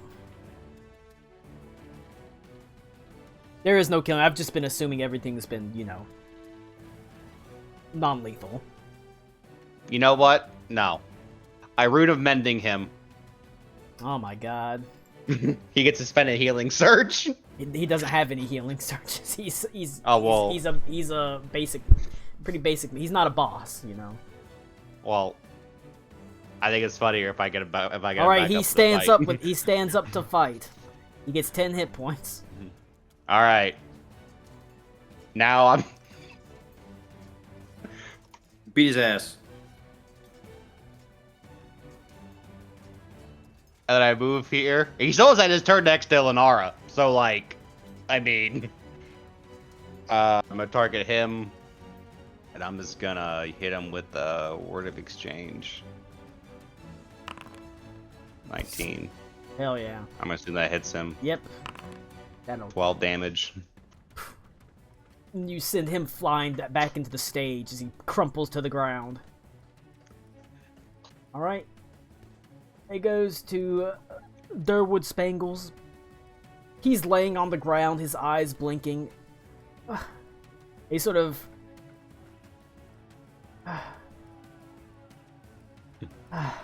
reaches up and he grabs the edge of the stage and pulls himself up. He sort of smiles and he sort of waves his hand slightly. He says, "I know when I've been bested. It's been a long time." No, you're still in this. No, you're still in this. Get up so I can beat the No. shit out of you. But it's like, but pass, dog.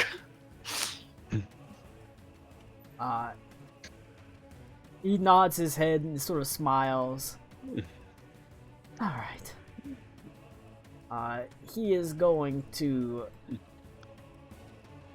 move forward. He is going to... You know what? He's gonna try to push you.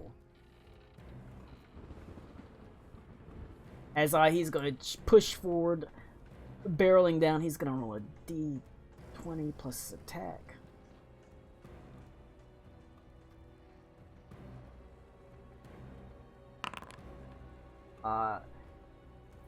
He is going to move forward, and it's a 20 versus your fortitude, which is 15. So he actually manages to push you backwards as he's going to barrel you backwards. 1. And he will Okay. shift forward. He'll shift up here. That's it for his turn. Yeah, that other dude's gotta be fucking pissed. Yeah, he's like, well, he's Um, unconscious right now. And you did part of his shift. He did deal 5 damage to you, just a minor amount of damage. Oh, he did do 5 damage to me. Okay. It's a flat damage attack for him. He doesn't roll for it. That other dude's gonna be like trying to brag when he gets back up. And people will be like, nah, man, that dude Even- was fine. Despite the fact that he's been, this old man has, you know, he suffered a couple of blows. He's still got a surprising amount of strength as he just barrels right into you, despite the fact he's like 2 feet shorter than you. I'm gonna hit him.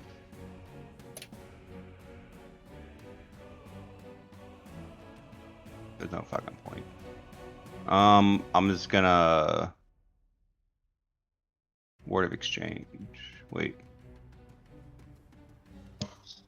No, that doesn't help me. I'm gonna hit him with the word of diminishment. Because I can use that one. A hit. 8 damage. All right.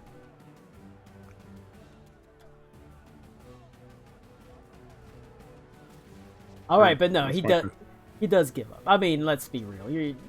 He's beat up pretty badly. And you have mostly full health, and I still can give you advantage. And on you can attacking. still technically you can still keep healing. You still have other heals on you, so. He holds up his hand. He says, "I know what I've been beat. Maybe when in my youth I might have stood a chance, but certainly not now." As he sort of leans heavily on the table, you can see he wipes a little bit of blood from his mouth, grabs a tankard, downs it, spits it out on the ground. I buy him another drink. He smiles, and you realize you knocked out one of his remaining, 3 teeth. You can see why he's gummed. Although he himself doesn't seem particularly bothered by it. I mean, when you're that short on teeth, fuck it. But he smiles, and he says, "I'll happily take another drink. It's not every day that a champion gets to buy me a drink." He seems a little bit sad, but not overly so, as he sidles up to the bar. The bartender, a surprised look on his face, pours 2 shots of relatively high shelf liquor. I ain't seen a fight like that in a long time in this place. The old man sort of waves his hand. "I doubt you'll see it like that again. I'm getting too old for this, I suspect."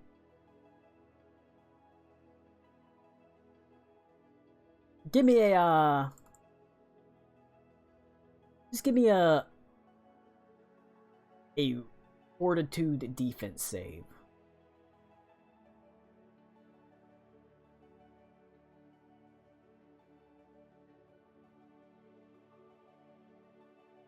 Or is that? Sorry, because I lost all my.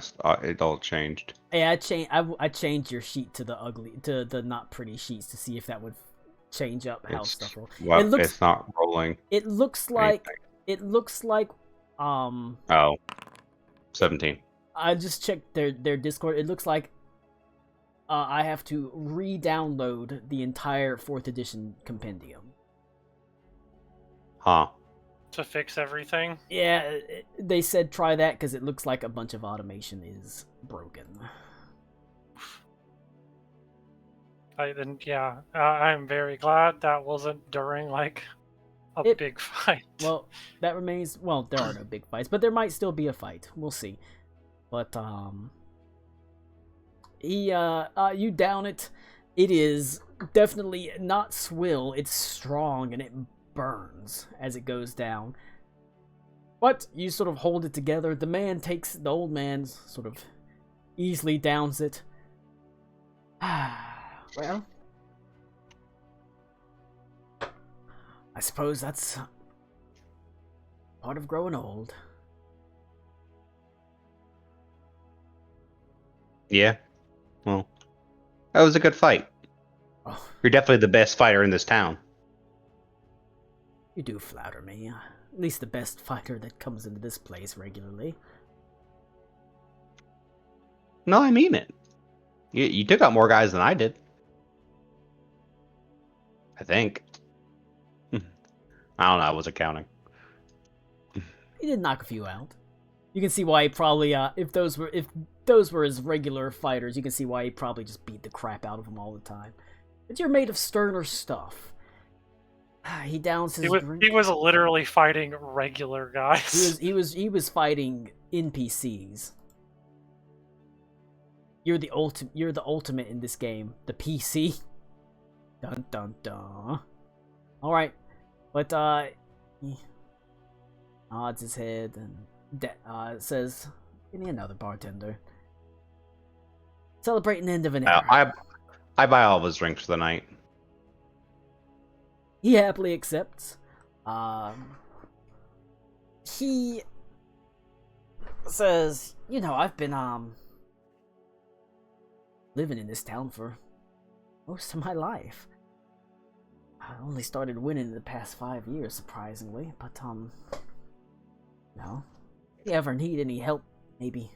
I mean, I know people in this town. If you ever need anything from anyone, you just say the word. A lot of people owe me favors in this town." What are you offering? Well, I mean, he doesn't have any teeth, so.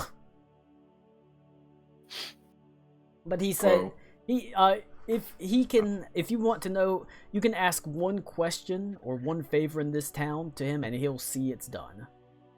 I want, Oh, so he has to do it, Colin? They can't fail? It's gotta be within reason. Aw, dang. I was gonna say, can you make us win the thing? He can help. Oh, shit! No! I want him to join the pirate crew with us. Hell yeah. He sort of. He could boost he could boost morale on the sea. We all dumb jobs all around. Did I win the money or no? Yes. Guys, Yeah, I got 10 gold because I bet 5. Well, I'm bonding with this guy. I don't mind So giving we a shit about so his we fucking his literally gold. just put in double the gold that we would have bet, Yeah. or that we put down. I can't find where gold is on my sheet. It's in your The looks like your little bag. bag. Scroll all the way to the bottom. Ah. I think the older version of the sheet, it was like at the top or something. He smiles and he says, "I've never been part of a crew before.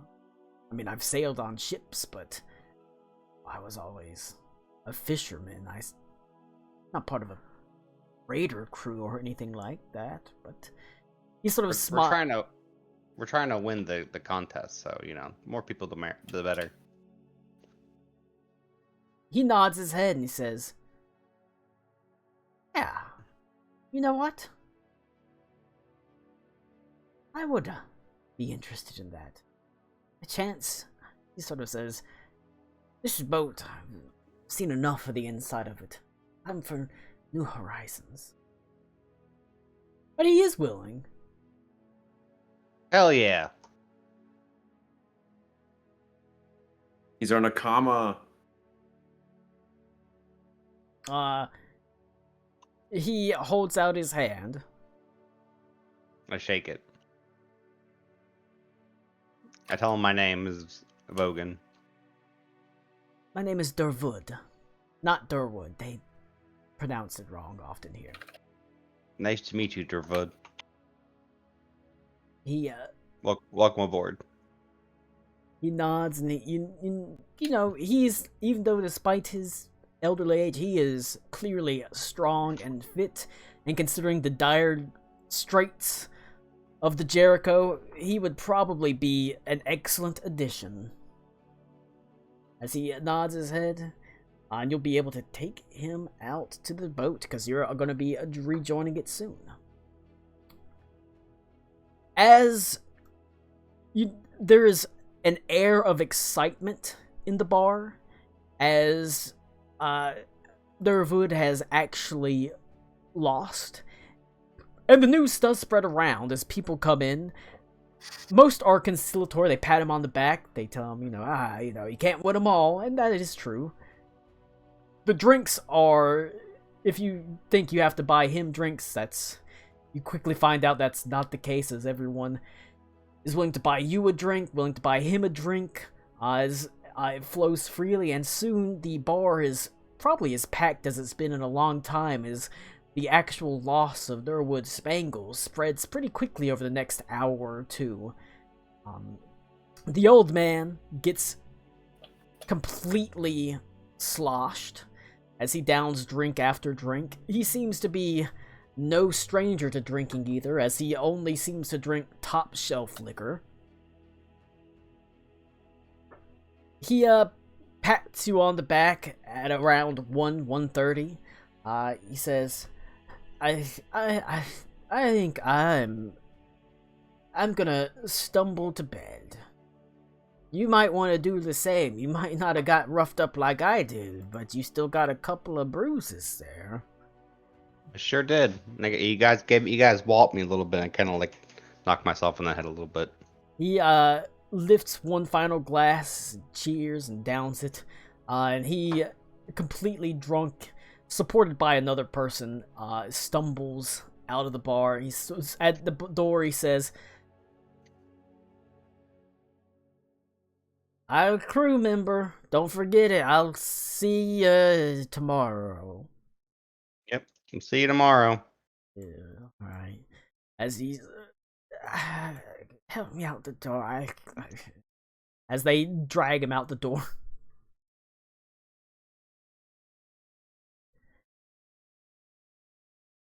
Well, that was an eventful night, the bartender says. Yeah. I gotta thank you. You're welcome. You, it's not just a matter of your own fame. You've, to tell you the truth, helped out the Salty Dog quite a bit. This is gonna bring people in for at least the next couple nights, and, well, there is, we didn't exactly have a lot of participants enter, so we didn't have exactly the biggest of pots, but we've sold quite a bit of alcohol over the past hour or two. So it's not too bad of a payout as he slides 10 gold pieces over to you.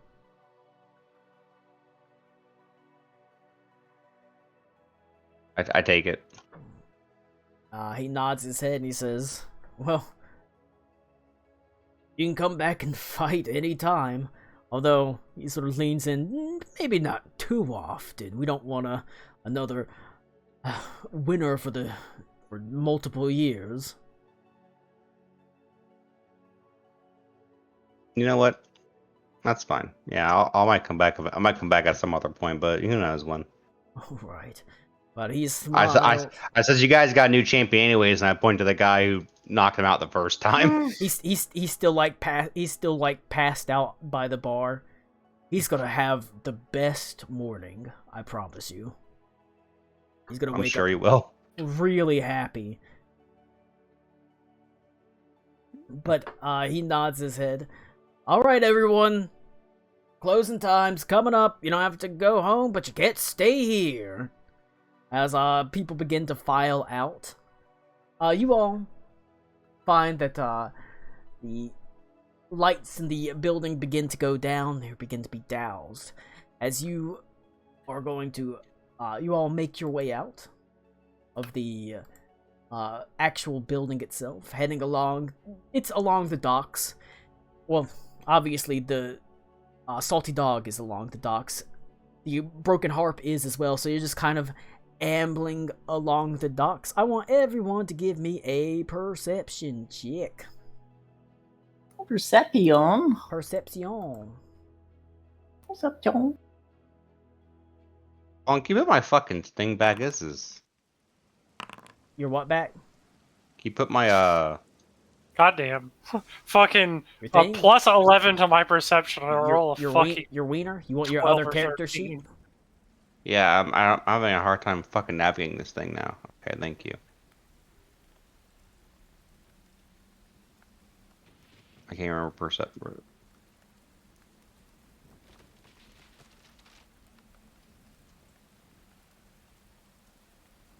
Where the fuck are my skills again? Oh, there they are.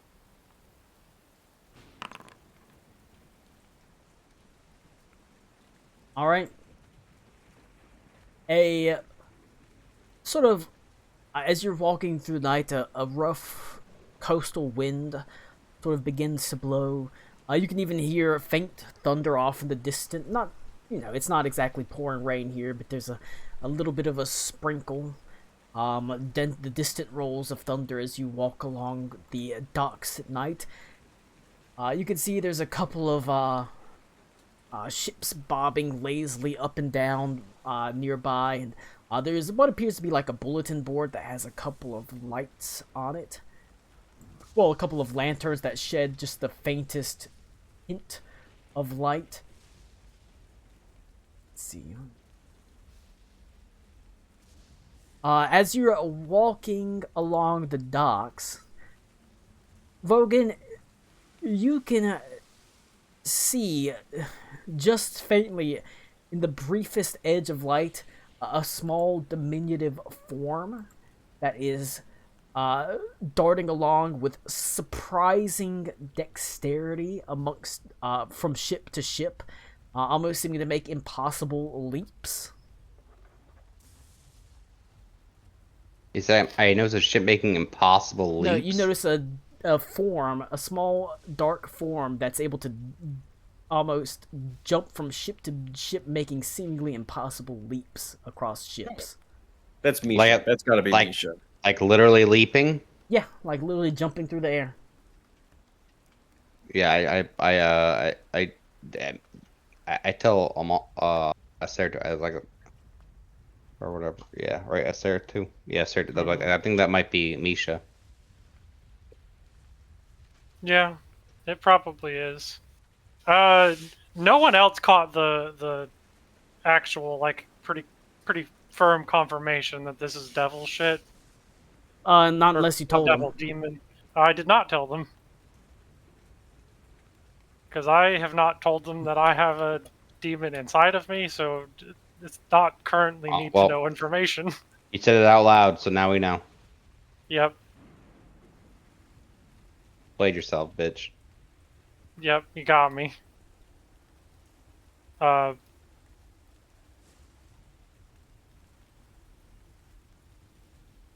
right. I call out to Misha. It's like there's no need to be sneaky. You can come up. All right. There is a... Since you were sort of looking around, now trying to sort of pay attention, you're not surprised when there is a sudden sort of sound as several, what you can only describe as fiery portals seem to burst open in reality, as suddenly there are several imps and a tar devil that appear on the docks around you to attack you.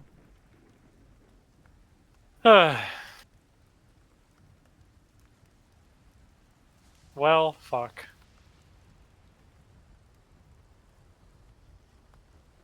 Docks. Activate. Let's see. Let me quickly...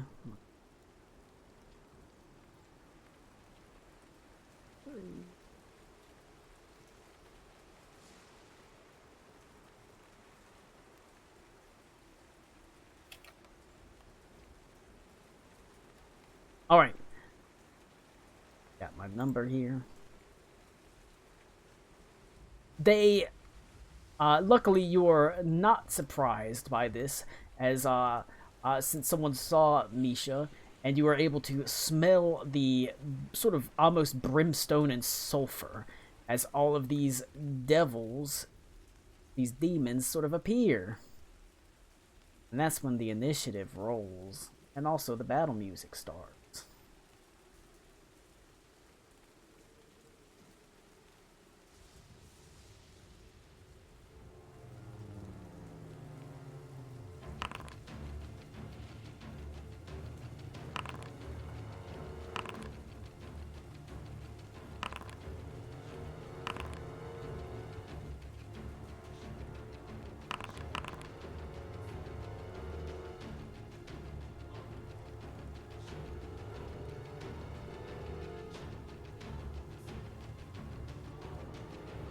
Alright, I'm gonna go pee while everyone does initiative. Luckily you are not surprised. You did catch Misha out the corner of your eye, and you were able to smell the air, and you could feel the heat as sort of brimstone and sulfur filled it as these portals awakened, and they spewed forth 3 imps and a tar devil.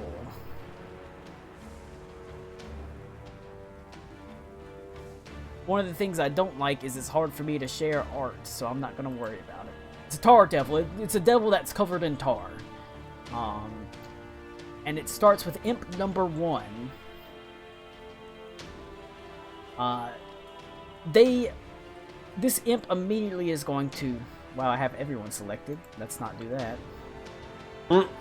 What the fuck did I just do? Okay. Why is everybody spinning? Okay, hold on. Are you sure the modules is not just broken? No, it's because I highlighted everyone to do initiative, and then I didn't click off of them. Alright. It has a fly speed of 6. Alright, so it's gonna fly.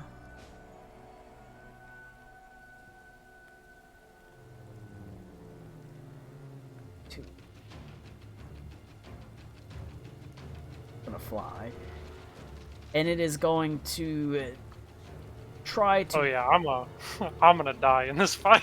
It is gonna try to tail sting. It'll use its tail sting charge.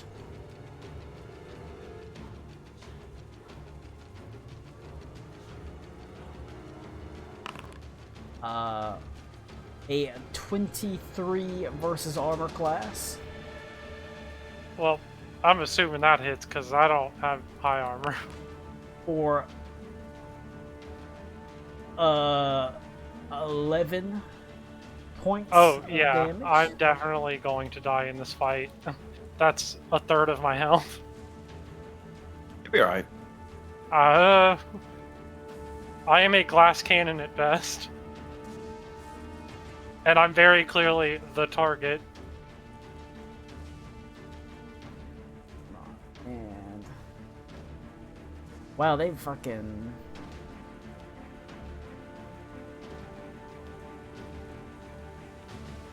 Okay, add...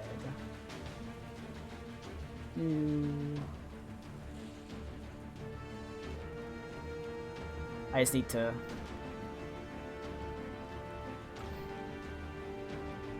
That... Wow, they really did fuck the automation up. Alright, I'm just gonna repost this. So I can actually have the effect on it. Because it also comes with ongoing 10 poison damage. Jesus fuck! Damn. I have 30 health total, Colin. It is save ends, so... 50-50 shot. Okay. Alright, that is it for that imp's turn. It's now gonna go to the Tar Devil.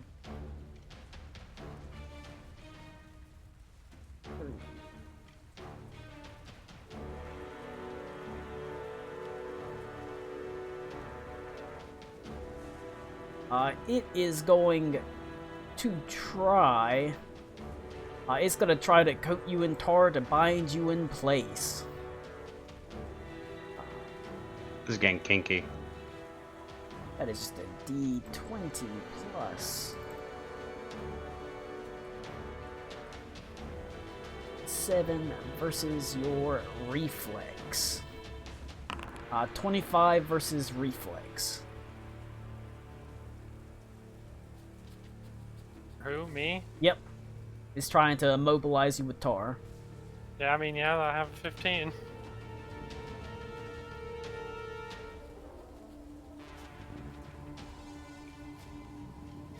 Alright. You are coated in sticky tar.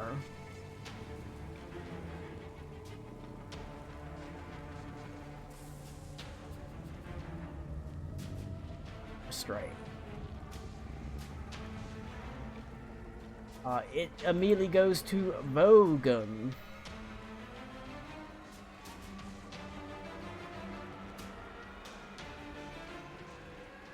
I'm gonna move here. I'm gonna call. I healed, right? I'm assuming in the last. Yeah, you had like you don't you Alright, you had alright. time to have a couple of drinks. You're Nope. back to normal. Okay, yeah. I got my Encounter powers back, healing's back. yeah, not my dailies though. All right.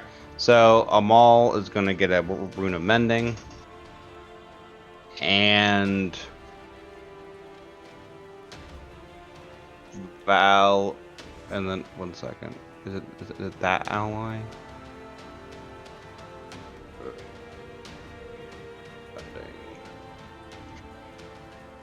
Or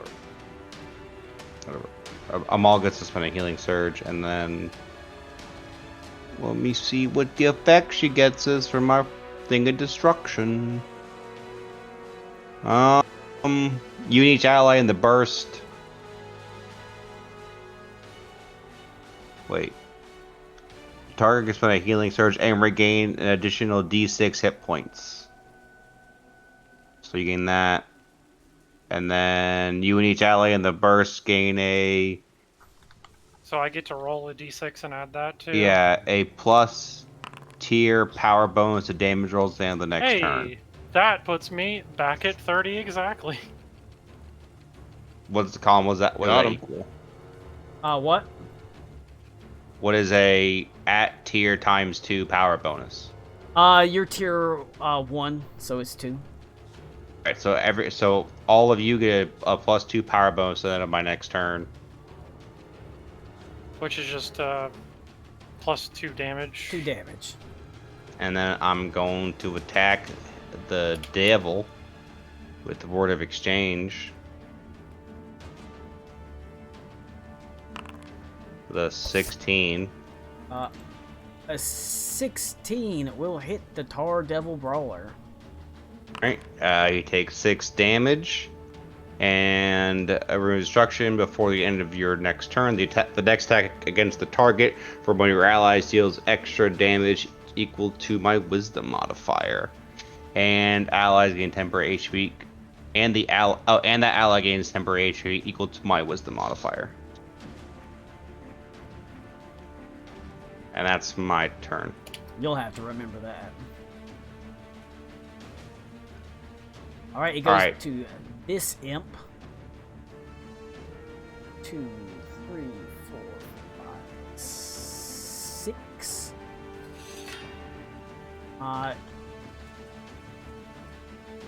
It is going to use its tail attack against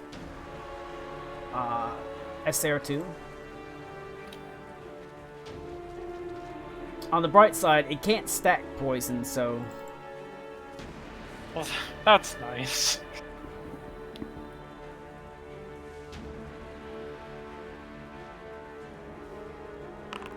uh, 21 versus a SR2 for 11 points of damage. Double 4s. And that is all for its turn, as it does go to you, SR2. Okay. Which thing was marked by Rick? What? This one up here is The tar, buddy. Tar. Yeah. Okay. Yeah, plus 2 power bonus, and he'll take 4 extra damage. You'll gain 4 temp HP. Oh my god, I'm bloodied now. Nice. Well, if you didn't heal me, I would have been dead, like I said. I do so much. Ugh.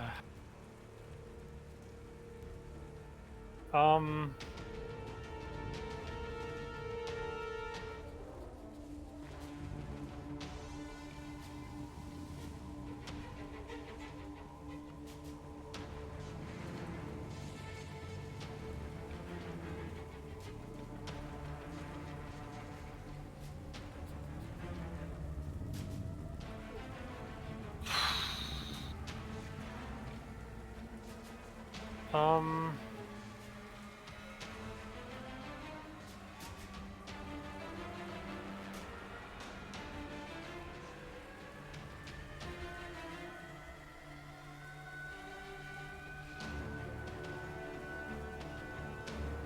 I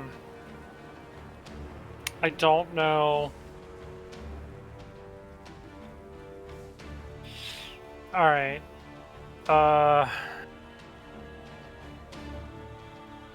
Yeah, I'm gonna go ahead and oath that guy.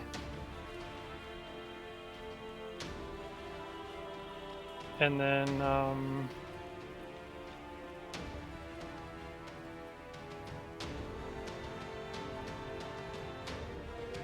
only enemy adjacent to me. And I can't shift through fucking ally squares, can I? I thought we could move through allies. Just can't end your turn there. Yeah, but I can't shift. You're also immobilized by Tar. Oh yeah, I'm also immobilized, so I can't even get the bonus for the Oath of Enmity. Well, fuck. I'm just not going to oath him then? Because it does literally nothing. And I'm gonna use, instead, I'm gonna use my, Hamadryad aspect, and I'm going to give myself, what do I want to give myself? I'm gonna give myself the resist 5 damage till the end of my next turn. And then I'm going to use my major action. I'm gonna go ahead and use Aspect of Might. I'm gonna attack that dude.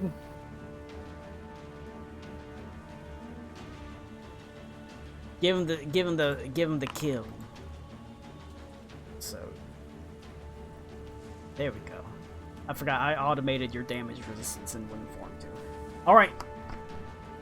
A blow, a powerful blow.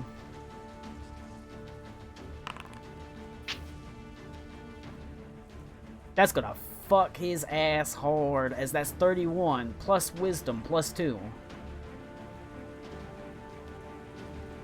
Plus 5. So 31 plus 7, 38 points of damage. Well, plus my, did you add the whatchamacallit, the other thing into it too? Yes, the plus 2. It's 5 for your wisdom, Yeah. plus 2 for, because it was at Okay. tier. Yeah, it's just making sure. 31 plus 7, although the 2 only happens once.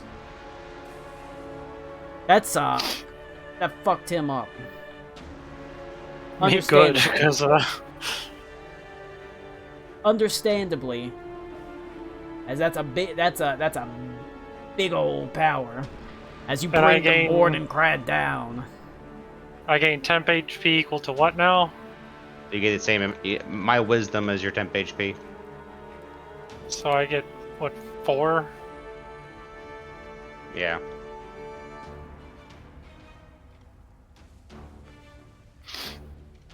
Okay. And then I guess that's my turn because I can't move. So I Oh. have to do the save, right? Yep, they're both safe. So a save against the poison and a save against the immobilized. Is it both Two- fortitude? No, it's a D10. It's a straight D20 roll. Oh. Roll saving throw. All right.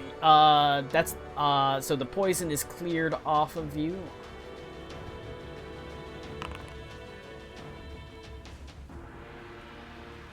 And so is the tar. Thank All right. fucking god. So you remove the immobilize.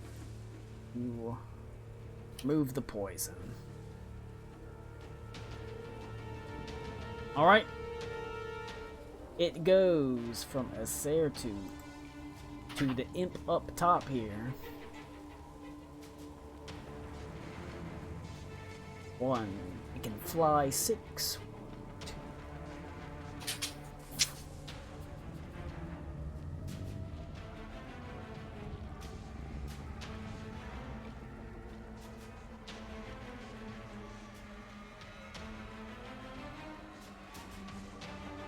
1, 2, 4, 5, 6. It's gonna fly through the air over your heads. As it's, like I said, They are trying to get to Esertu. That is the objective of this fight, is they're trying to get to her. So it is going to use its tail sting attack.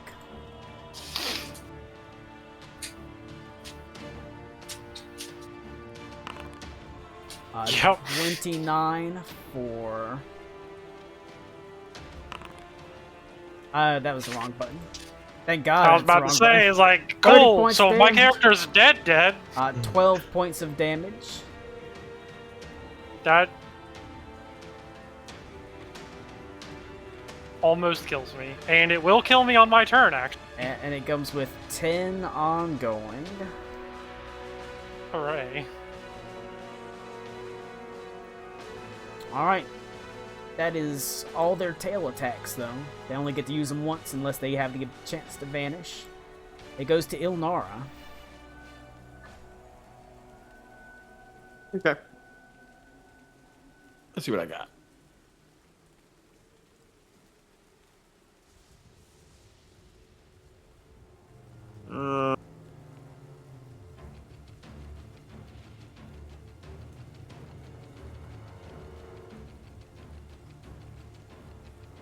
Ziggy, now is really a bad time.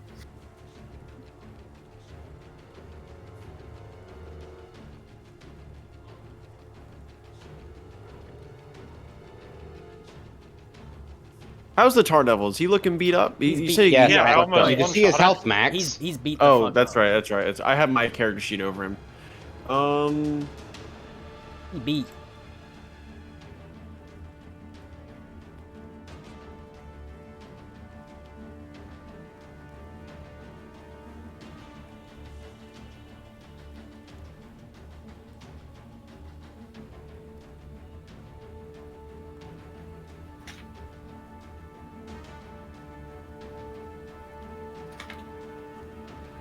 Okay.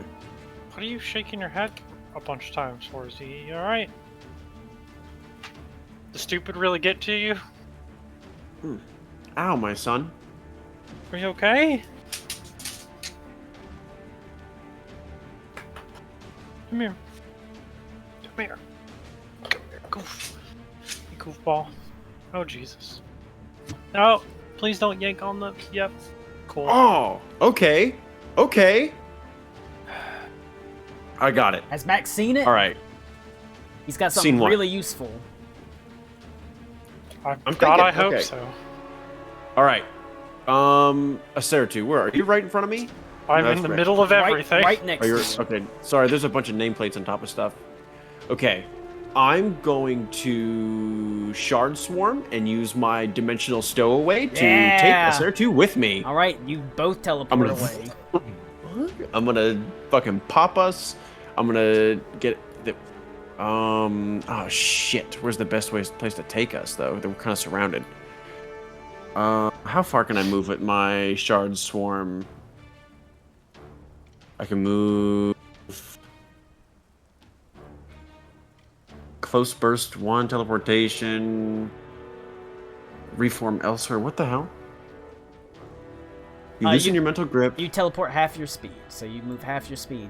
The close burst one is the enemies that you hit when you teleport. Yeah. Oh, half Half my your speed right there. Ner. And what is that? It was 30, right? Or baseline. Speed 6. Oh, that's right. It's squares. Yep. So 3 squares. Okay, I'm gonna teleport away from the most enemies. Oh, I guess. It's a pretty nice spread. Yeah. It's kind of. So But I can just still get you pick- out of there. Pick a direction, preferably not towards the water. Okay. In the 1, water. 2. So like left or right, I guess. I'm gonna bring you further away from the tar guy Okay. and put us right there. Alright. Boof. Boof. Acertu, Ildar, like, reaches out and grabs your shoulder, and poof, all of a sudden you both teleport, you bamf forward. Alright. And on top of that, they also all Okay. grant combat advantage. Do they take damage from Shard Swarm in this edition? No, you. But That might be a thing that happens if they- I do like a feat or something. But they grant combat advantage, so everyone gets bonuses against them. Okay.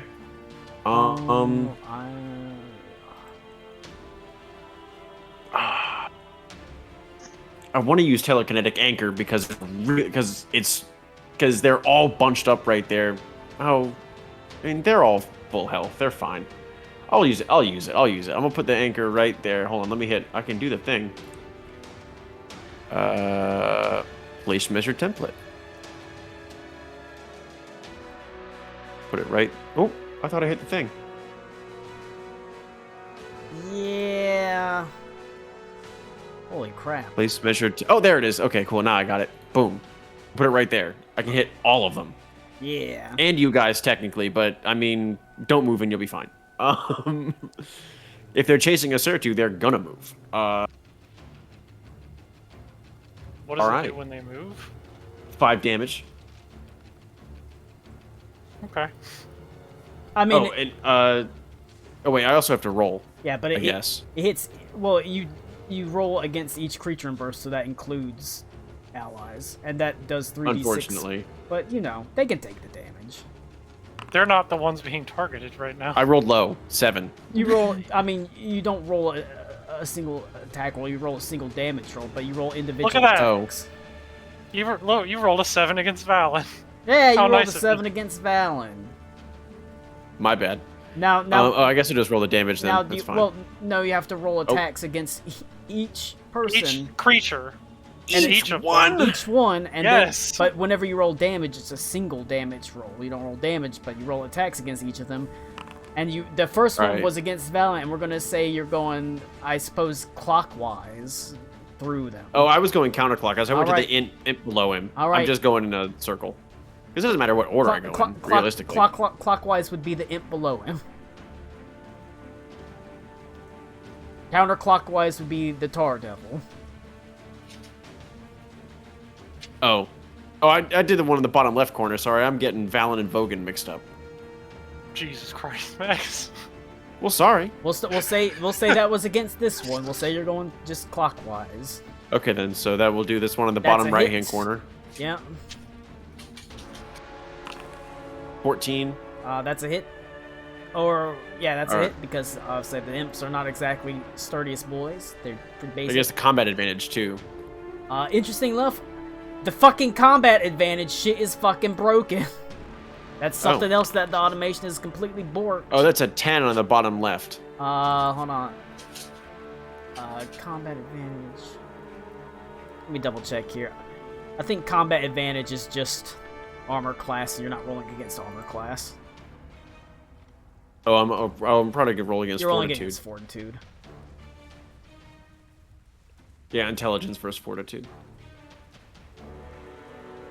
No, it's just a straight up +2, so that would be a 12 versus fortitude.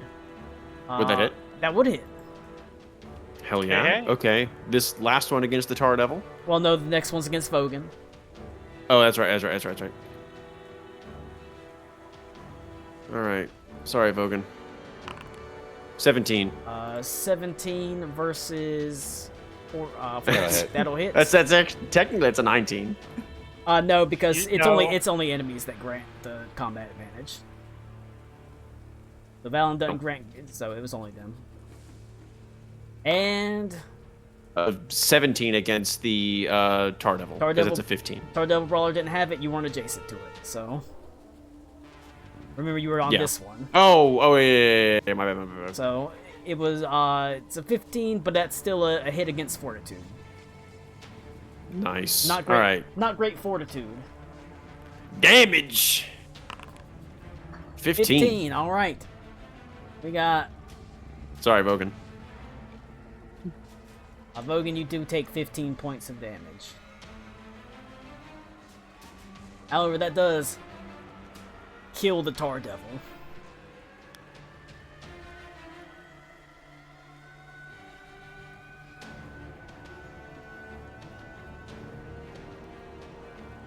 All right. right, I think that's my whole turn because that's my. Oh, is it? Actually, no. Technically, I have a minor action I can do. That's my standard action. I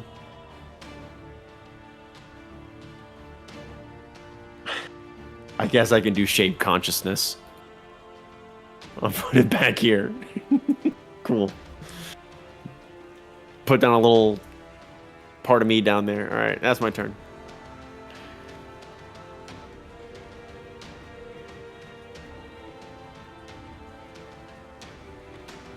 All right, it is going to go to Valen. All right.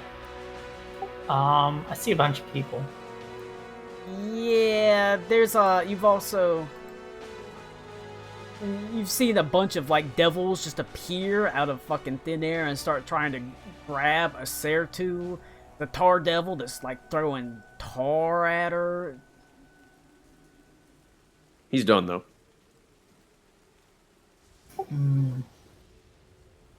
There's chains that are leaping up technically out the ground. Am I chained? Is that Technically, yeah, because the effect happens to everyone in that burst, and not just the people it hit. okay? But the chains don't stop you from moving. You just take a small amount of damage when you move. Ah. Yeah, it's just 5. So they are in a very inconvenient pattern, or rather, Vosen is. I also Vogan. fucked up. You did take a little bit of damage because you took half damage from that. Oh, okay. Just How much am I taking? it's a small amount of damage. You took 7 points of damage. Okay.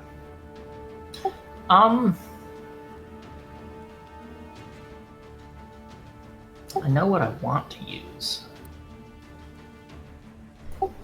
but I can't use it because it will absolutely destroy Vogan. I mean, Vogan's a big boy. Yeah, I don't think he's that big though.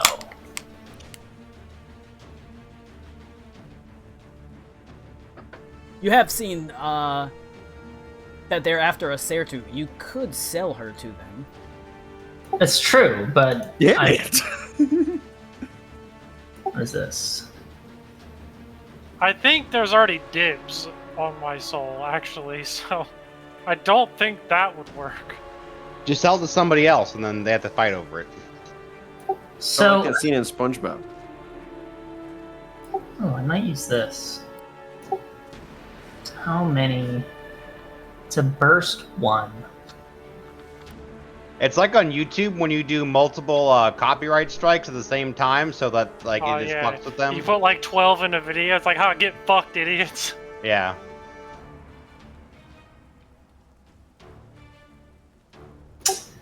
All right. I'll be right back. I can still hear though. My headphones on. Also, there's just a guy in the water with his ass crack out. Yeah, That is true. He's just having a rough Face night. down in the water, Look, drowning. He's just having a rough night. You're in a pirate town. There's gonna be a couple of bodies in the water, you know. A close blast 3. What is that shape? It's a 3x3 square that emits from a square that is immediately adjacent to you. Okay. So it can be a 3x3 square, but it can start on any square adjacent to you, essentially. Right.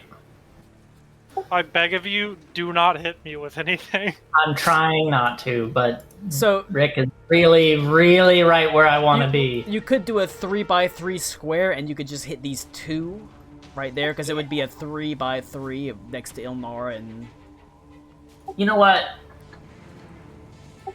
Do all of the power bones of too, all that stuff as well. I'm thinking that Vogan is very willful. What the fuck does It that is. mean? A very high will, surely. I think so. 18. Alright. I'm gonna cast Phantom Chasm. Right. Phantom Chasm. And that should hit everyone, including Bogan. Do I have time to take Ziggy out before it gets back to my turn? You think? Probably. Like I said, I think this isn't a major combat, so I think once everything's rolling, you're probably gonna mop these guys up pretty easily. So, Okay, well, it I'm says gonna go ahead and do that real quick. intelligence versus will. Am I rolling int? Click Phantom Chasm. Like where it click on it and send it to chat. Place a measured template. Ah! Yeah, and you can if you open the chat, you can actually place a measured template where you want to like hit it. And see, it even has an animation. Right there, or right there. No, right there. Right here. No. Okay. I'm including all three. All right. Hell yeah, get them all. Formula. What is this formula?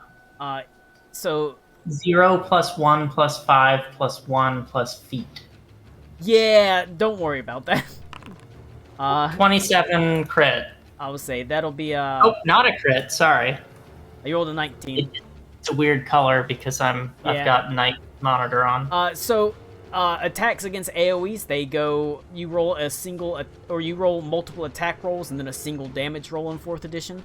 So it's Okay. a 27 versus, and this is against will. If you want to, Mike, if you go over a token and hit T, it will target it. It'll put like crosshairs on it. And then you can just roll attack and it will compare it to its base value and say it probably hits, because there's so many additional writers that there's a chance they might have a bonus that you don't account into the automation. But for the most part, like 90% of the time, it'll be right when it says, oh, it hits. Right, okay, so that was against the first one. Yeah, the first one, that is a hit versus will. That's a crit. Critical hit versus will. That's a miss. A miss. And then it's roll a damage roll, and then roll it again for a crit. There's not a good way to do crits, unfortunately. Well, actually, no, don't I still need to do the hit or not on Bogan? No, because it's all enemies in each burst. Oh, shit, So it's okay. actually only enemies. So 13 on the first roll, 17 Alright. on the second. So the one guy does 17, and then 13.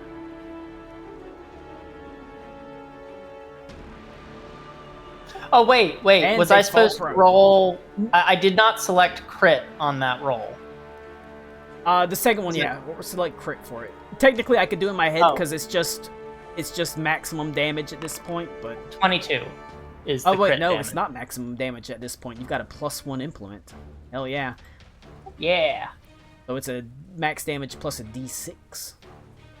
All right, Boom. 22. bam! That almost kills that one. The 13 does a good bit of damage against that one, Ooh. and this one that passed only takes half damage. But yes, it's still but kind of, the ones that were hit they're knocked fall prone. prone and are immobilized. Yes. Oh, nice. It's still Mike's turn. We don't Yes. worry. We were going over the system with targeting and stuff, but now Mike knows. Yes. There is automation. I'm gonna have to go through and try to see if I can fix the automation though. All right, so they are I'm going to then use my movement to mobilized. step one away and take damage. They are prone. Well, they're prone, so they aren't doing shit. No, but I should take damage from the chains. Okay, that's 5. It's 5 force, so not much. Why can I not hit it?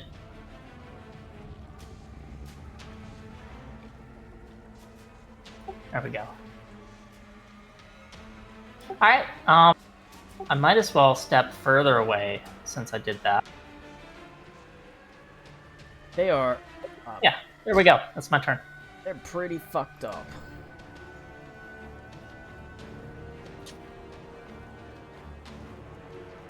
All right. The guy that succeeded, I don't think falls prone. Oh no, target does fall He prone. falls prone. I'm wrong. He's just not They're immobilized. just not immobilized.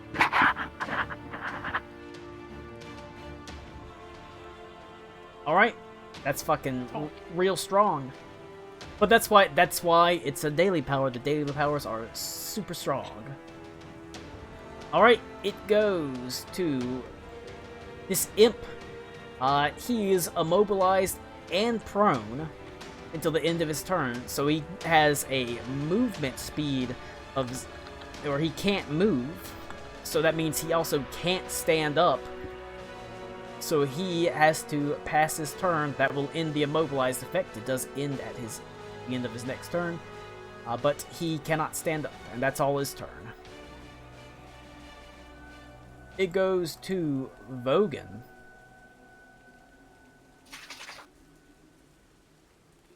Okay. I'm gonna move right here. Oh wait, no, I'm not gonna move because I take damage then. We're gonna rune a mending a Sertu, so she gets a healing surge plus a d6. And then I'll just hit this dude. I'll just fucking sit in the thing. At 26, I'm gonna assume that hits Colin. Yes, 12 damage. a big chunk of their life. That's my turn. Nice, Rick. You healed me for 11 again. All right, so this one wasn't immobilized, so it can stand up. That's how you know it's the real Slim Shady. It is going, so it had to use its move to stand up. It is going to cast Banish to become invisible.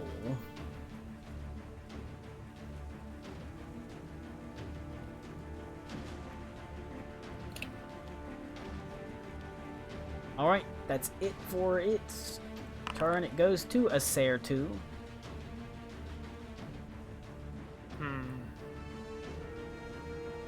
Okay.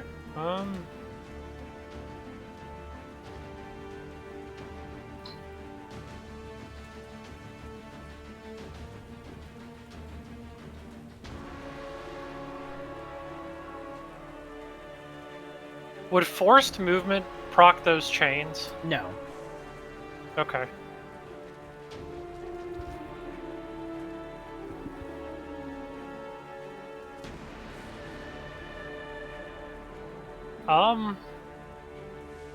That's both good to know and that kind of sucks.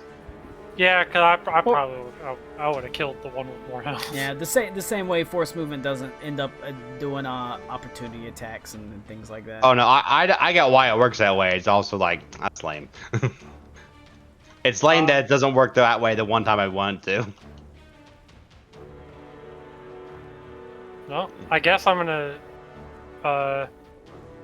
target this guy, and I'm gonna Oath of Enmity it. And I'm gonna move up, and I'm gonna. Poor guy. Let's see. We'll just do that. We'll do leading strike. Oh, I didn't mean to hit twice.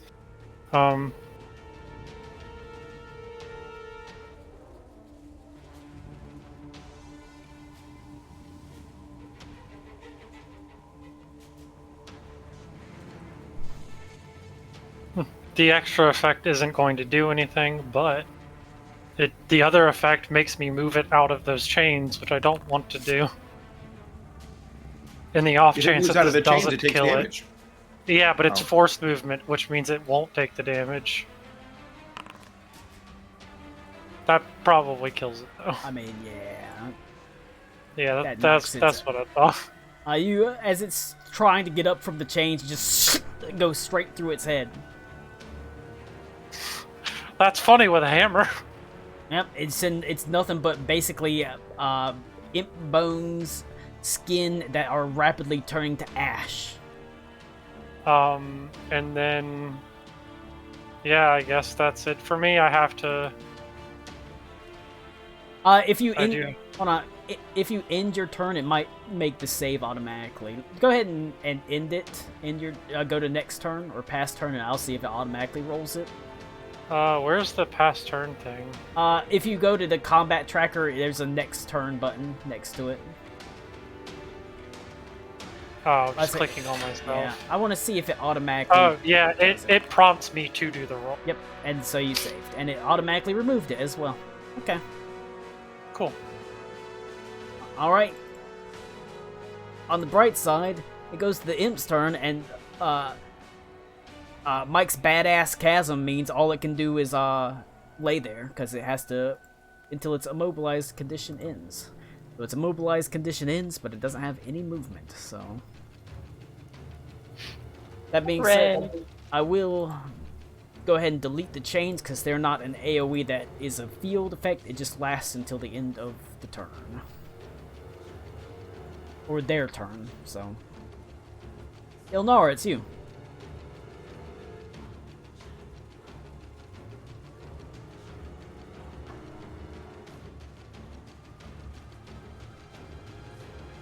Max had to go poop. No, I'm here. I'm here. Sorry, I didn't say I was back. Oh, my bad. Max was just jerking it quietly. He was dorking it. I'm not jerking it. I'm not jerking it. Prove you weren't jerking. Wait, can you hear me? I can hear you. Oh shit! I turned my camera off. Fuck, you're right. I can hear you jerking it. You know what? You're right. I am jerking. Well, it. yeah, we heard you really pumping that lube. Yeah, bottle's getting low. It starts to fart a little bit.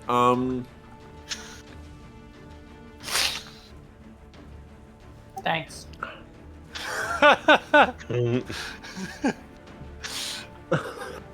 gonna. Mike. Now Mike knows that his is also low.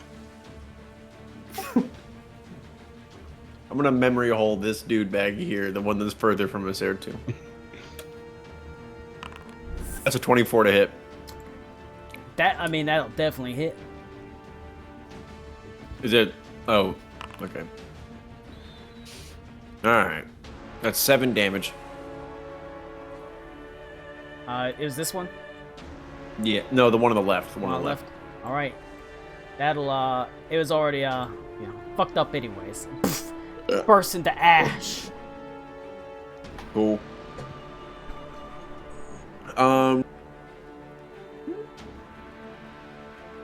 me see what else I got. That's about it. Pass turn. All right. It goes to Valen. There's one sad imp remaining.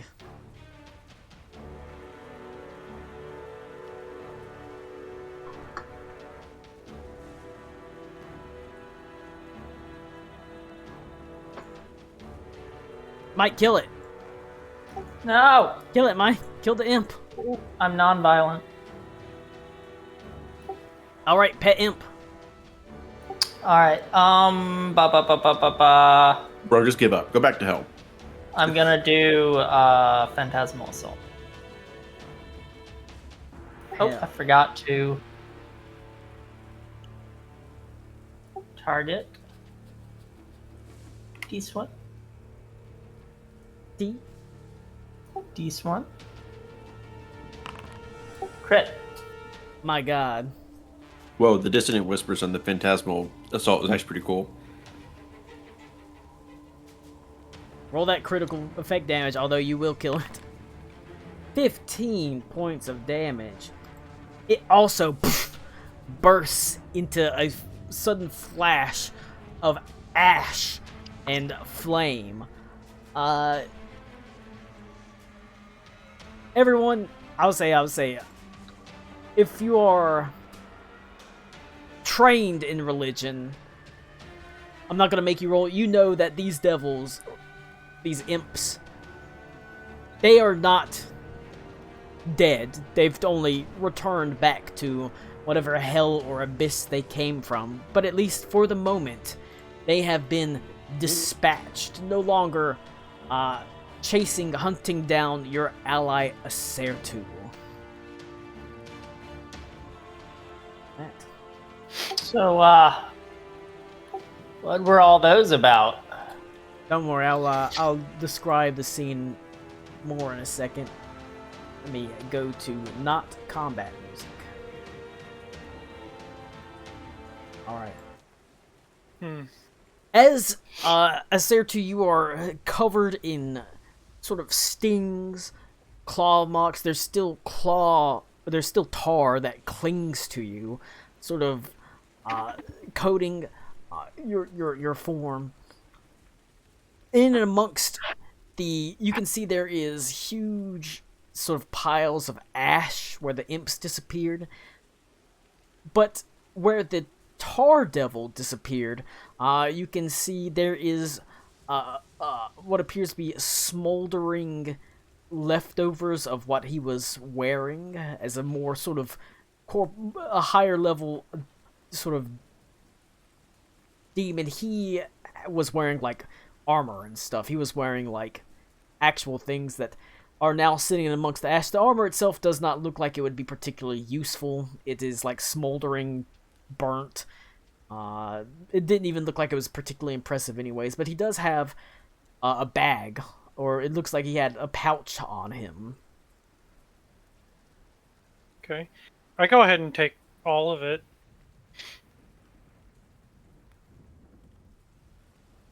I'm assuming I can kind of get a vibe that the pouch is at least nice, if not magical. It is pretty nice, but as you open the pouch, you can see there are there is one, a coin that is made of what appears to be battered wrought iron, that has a face on it. And this face is actually a pretty beautiful face, honestly. It is...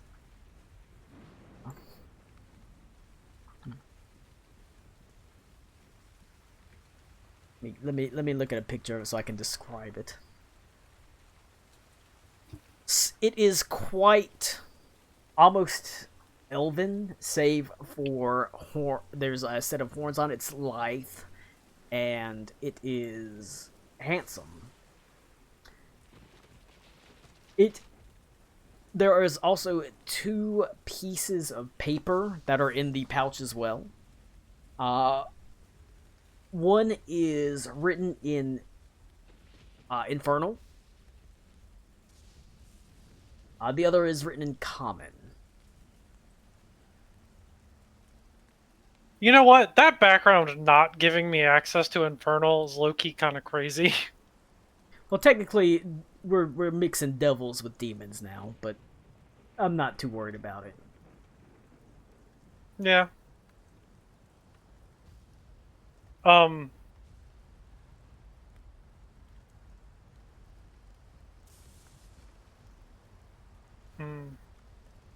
I'm gonna go ahead and read the one in Common, that's for sure.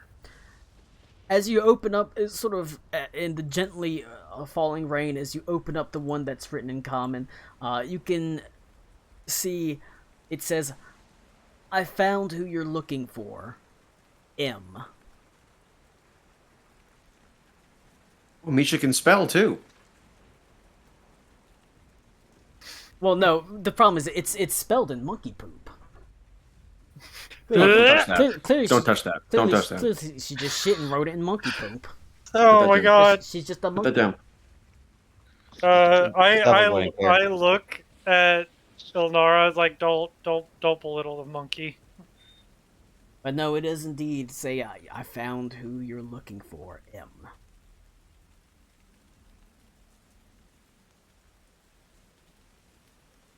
The one in Infernal, as you open it, while you cannot read the actual writing, there is a picture on it, but it's not a picture of you. It is a picture of Thora. Yeah. So my background says that the demon that possesses me is an obedient servant and prison mate. Um, is there a way I can commune with it to see if it can tell me what that says? You might have to undergo some sort of ritual to do it. Okay. That is probably something Valen can actually help you with. Okay. Valen's got ritual casting, even though he doesn't have necessarily the ritual for it. He's got an idea. Yeah. Um. Let's get off the street, please. Then we can talk at the bar. Um. This is not the place to be dallying, especially considering what just happened. All right. You make your way off the streets, quickly heading back to the Broken Harp. It is well after 2 o'clock in the morning, and things have largely shut down. There is an oil lantern that has burned low, and Rory is actually awake, although he seems a bit tired. It's finishing up the day's task as he's rather happily counting a large stack of gold and silver as you enter. There's still some cold dinner that's left on the table. He does say, help yourself if you want. I'm afraid it's not fresh, but Story still did make it. It's certainly good. But then he sees you like kind of beat up, and you're like, the hell happened to y'all? Got into a barroom brawl. Not exactly. Where's Thora? I mean, dinner service is already over. She went to bed. Okay. I just I'll be back, and I go and make sure she's in bed and all good. You open the door, and you do see you can just make out the form of her laying on her side. The blanket sort of pulled up to her. She's gently and peacefully sleeping. You sort of are able to creep closer quietly, and she's just asleep in her bed. Okay. I quietly leave. And I'm assuming it's basically just barman and party at this point. Yeah. Most people have gone. I've filed out. You can see there's one like drunk guy that's asleep underneath a table, but he's definitely unconscious. Okay.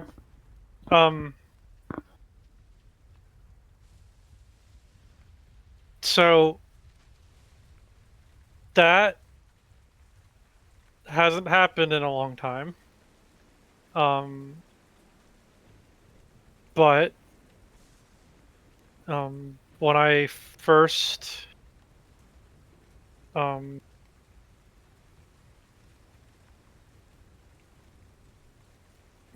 met my wife, there seemed to have been troubles in her past. And then not long after we had gotten formally married, she was possessed by a demon, and I was unable to kill the demon, but in like an effort to spare my wife, because it would have meant killing my wife, I housed the demon instead. It doesn't have control or anything, but it's still there and clearly upsets some people. Which is why Misha has been following me, because Misha is clearly a Funky monkey. What was the word he used? describing Misha? God, what was the word? I already forgot. She's essentially the finder. She's sort of like a watcher. Yeah, she is the eyes of someone much more powerful, which is obviously why she can do all of the things she does, because she is not a normal monkey. The mercantile owner said he's one, she is bound to his family, and two, that she had been with his family since they opened the district. She's a handler. Over. That's what it was. A handler, She's a yeah. handler. And she's been with them for over 20 years now. Yep. So she's quite old, which for like a monkey, she should likely just be dead. And then I pull out the first note. It's like,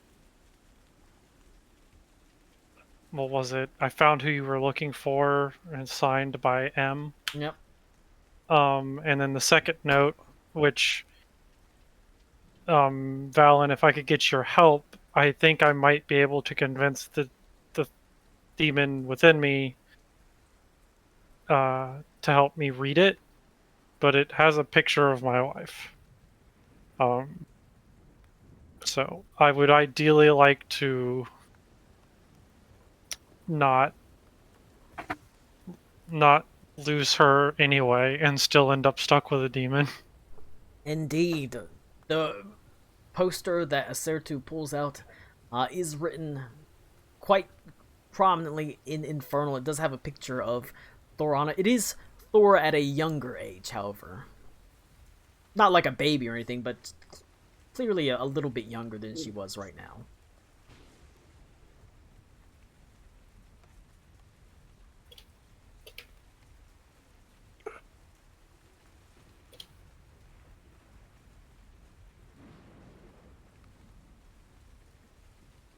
Is anybody here at all?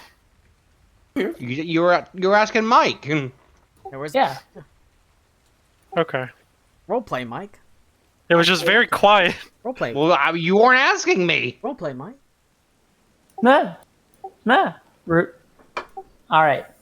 Repeat. Basically, I need your help to perform a ritual that would allow me to read the Infernal. Right. Right. So comprehend language is what you need. I guess. Comprehend language. That's easier than a ritual. Well, comprehend language is a ritual, actually. Is a ritual, literally yeah. A ritual. It's in fact a ritual that he can cast, but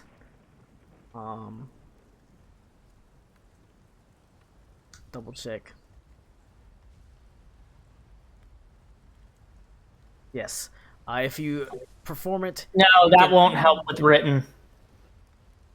Oh, it's only spoken? Really? Yeah, Well, I no, need a 35 or higher Arcana check Well, no. to do written. It's a rich. It can work because if you hear it, you can understand it spoken. If you read it, you can understand it read. You can't. You choose one or the other. If you have an example of it, a language, ritual language you've seen as a piece of writing, it allows you to read it for the next 24 hours. As sort of broken. If you hear it, it lets you understand the speak for 24 hours. Okay. So it's your choice of, if you have the written, you can choose to read it. If you're hearing someone say it, you can choose to hear it. It's choosing one or the other, depending on what you've got on hand. That being said, go ahead. it could be more. It could be more dramatic, and for us to homebrew a ritual where you summon the demon inside a Sertu. True. I'll look at a Sertu and just kind of say, Also, that one won't have a component cost because I'm making it up. right. Well, that's I'll nice. just I'll look at a Sertu and say, You want me to help you summon a demon?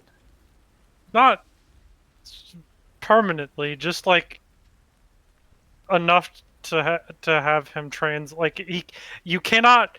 It literally cannot be removed from me. Ah, It all, like, in the background it says it cannot be abjured. Oh. The only way for me to be rid of it is literally to travel to hell and kill him specifically. right. Or Well, her. I mean, Yeah. I guess I can help. Let's just not tell anyone. I mean, no.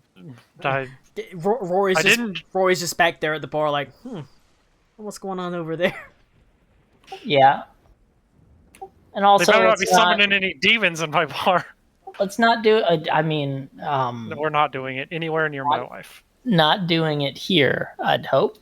Not doing it anywhere near my wife. Okay. So where? It, like, the beach is fine, or in the woods. Well, the woods have the freaking gnomes or halflings. We could go to the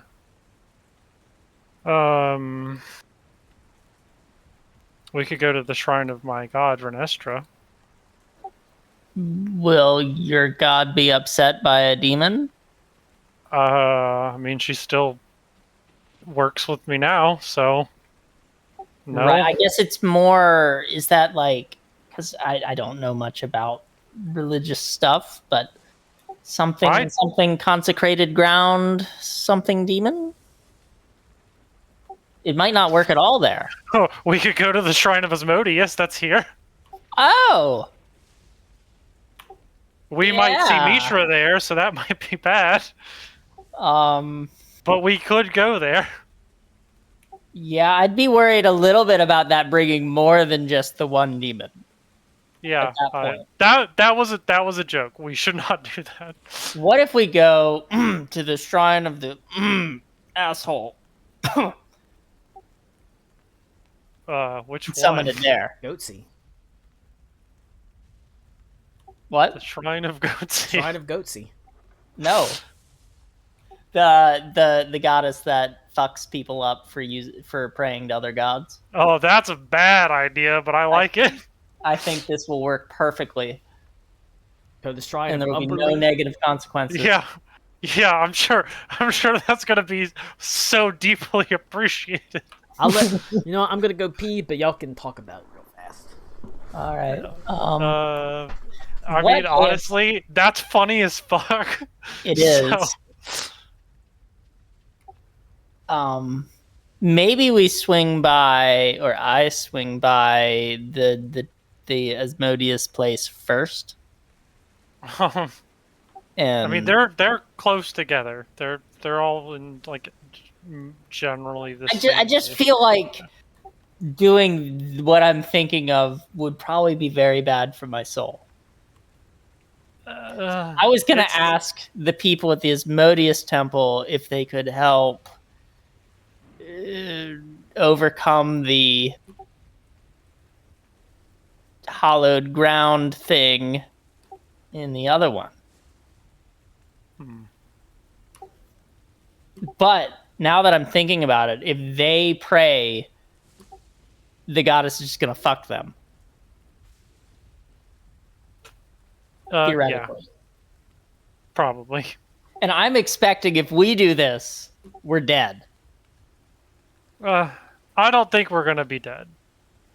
Okay. So, like, according to the official thing, the demon was not very strong. But I did tell Colin it doesn't have to be like that. So I don't actually know how strong.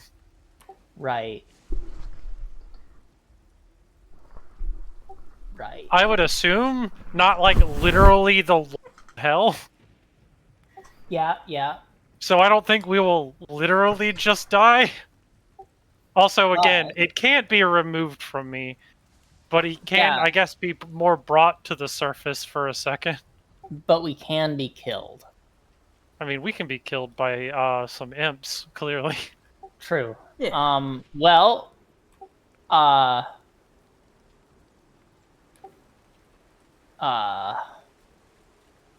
if we were going to do it there, where would we do it that wouldn't immediately get like extremely noticed?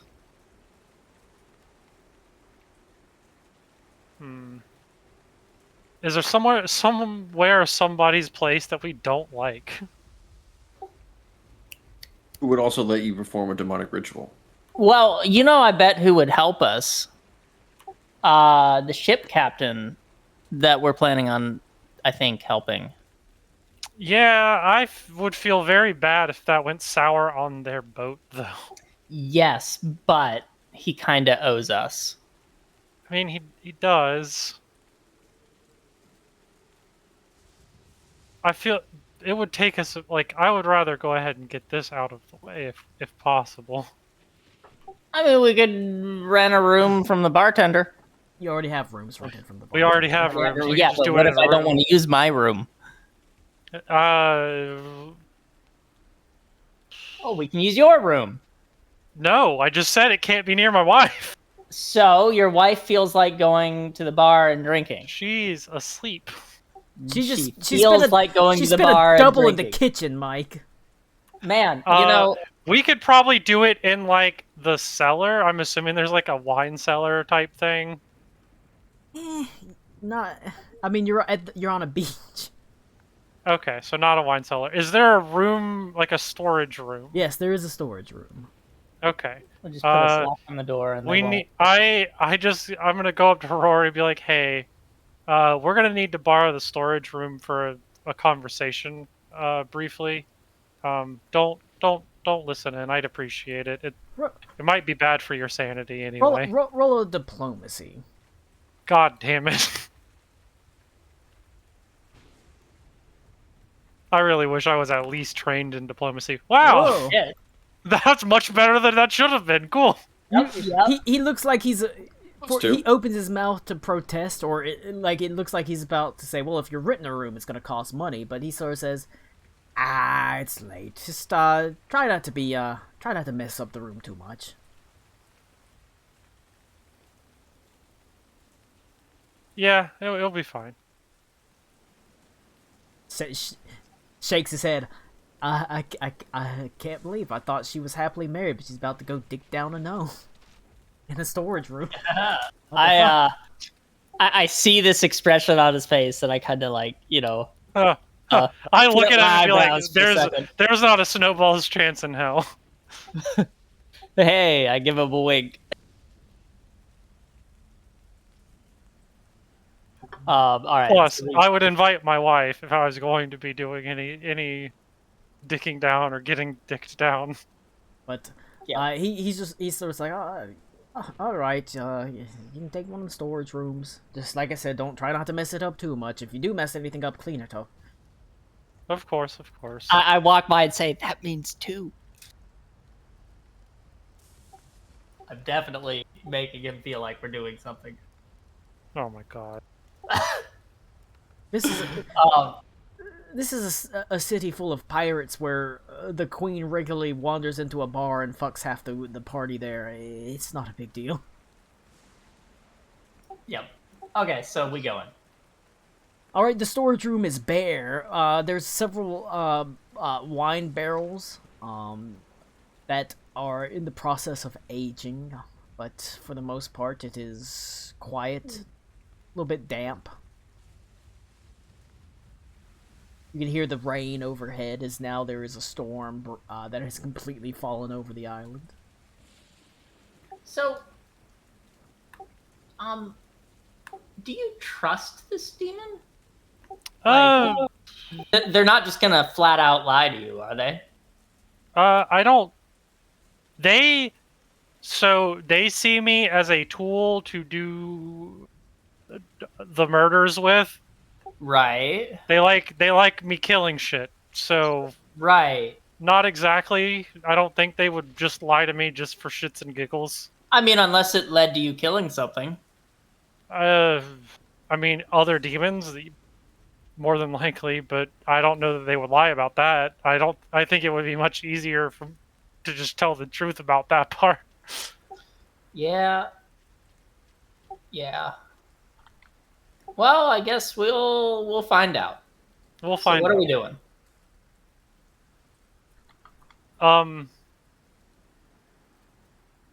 Colin, would I know vaguely what to do or to have him do?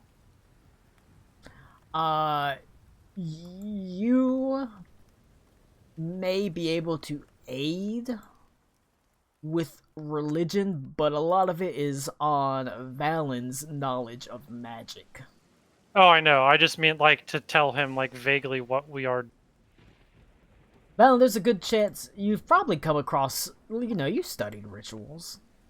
You probably come across something that could, like, at least it would give you a roadmap, an idea of what to do to bring forth the unseen or to summon some sort of demon. You know, in college, summoning demons was all the rage, right? Everybody loved it. I'll say, but no, Val, there's a good chance you at least have an idea of what to do.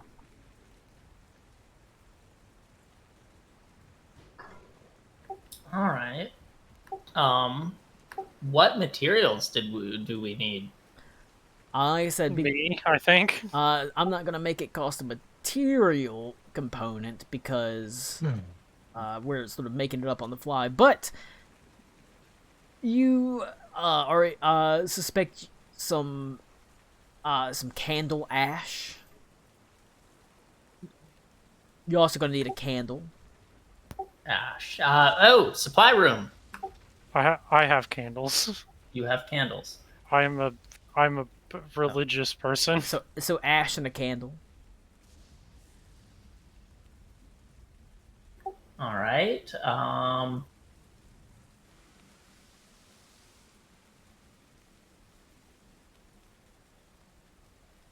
What is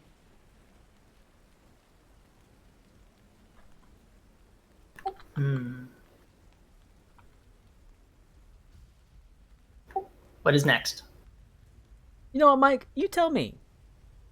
Well, What? You know what? We'll let you. It's a demon. I feel like, and if it's inside you, maybe we could draw it out with blood.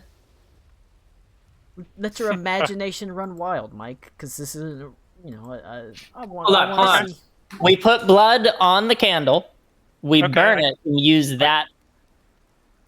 I cut my hand and I pour my sap blood all over the candle. Excellent. All right.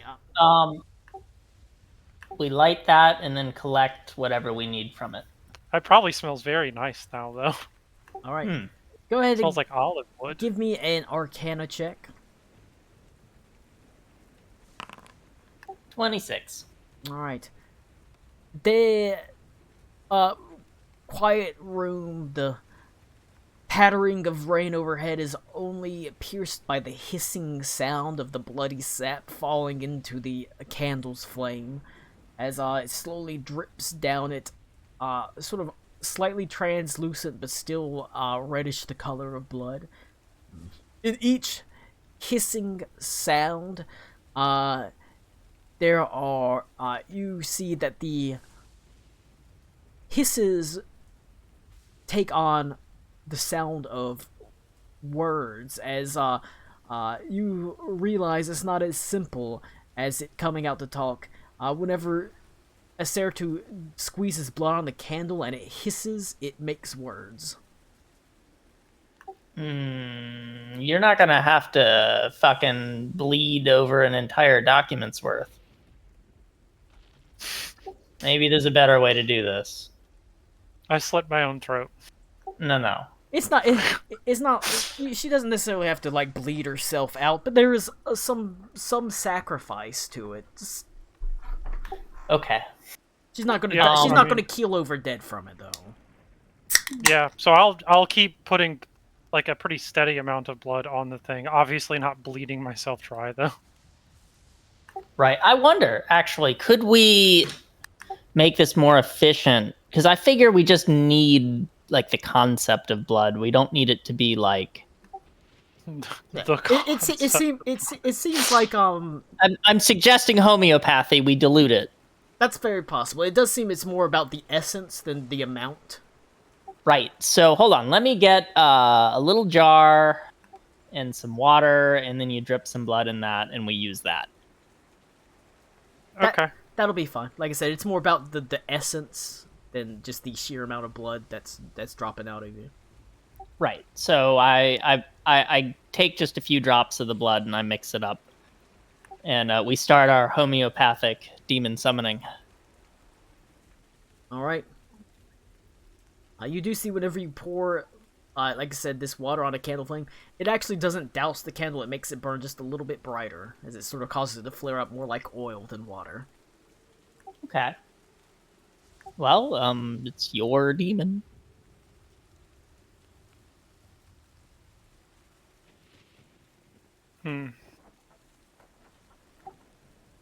Well, Colin, do I know the demon's name? You've never learned its name, and Thora would not say it. That's a fair thing. I lean forward. I just say. Oh, go ahead. I lean forward and I tap your chest and say, "What's your name?" And I drip a drip. He's not going to tell you his name. Hey, let him say that. Okay. I drip. You go, who's asking? The person you're talking to. All right, you drip a little. Damn, Mike got him. I Yep. owe you no loyalty. I look at Sarah too. What? All right.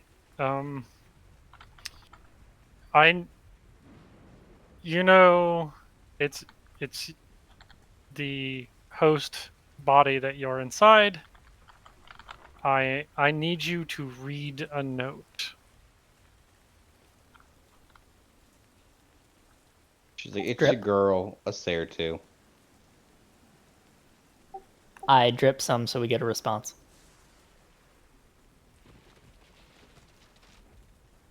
Was that part of our agreement? We're kind of helping each other out, so kind of. Drip. What do God damn it. you wish to know? I hold up the note in Infernal to my own face because it's. I mean, like he's inside of me, or it is inside of me. Drip.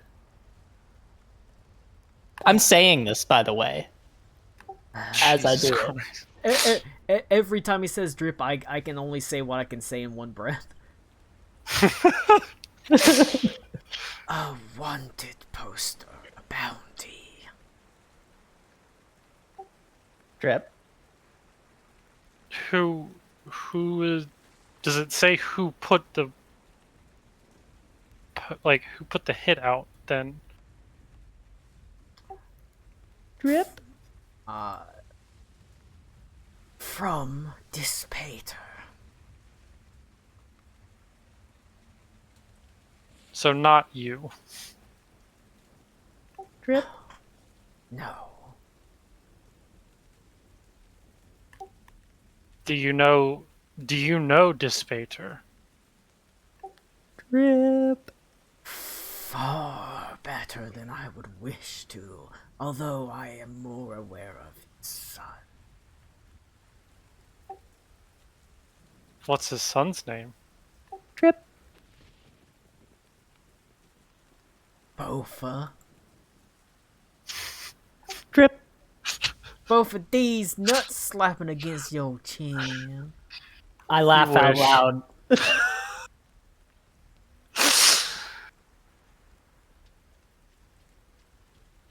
But what's his son's name? Yeah.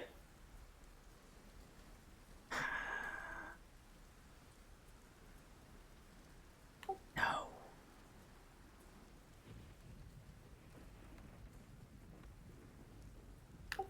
What? She just says when you ask him for his son's name, she just says no. Would you be interested in killing them? Drip.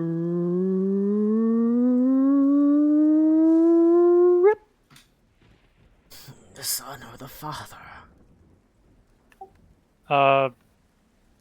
Both or either. Drop. Not until their use for me is done.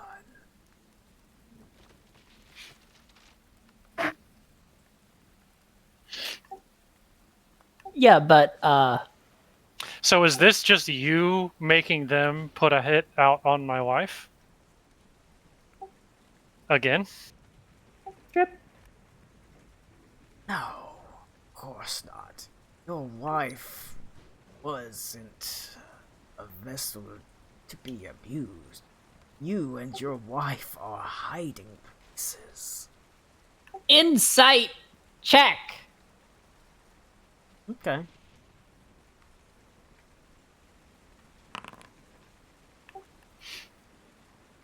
Don't get alive from that. Yeah, no, I've also kind of assumed that is actually the truth.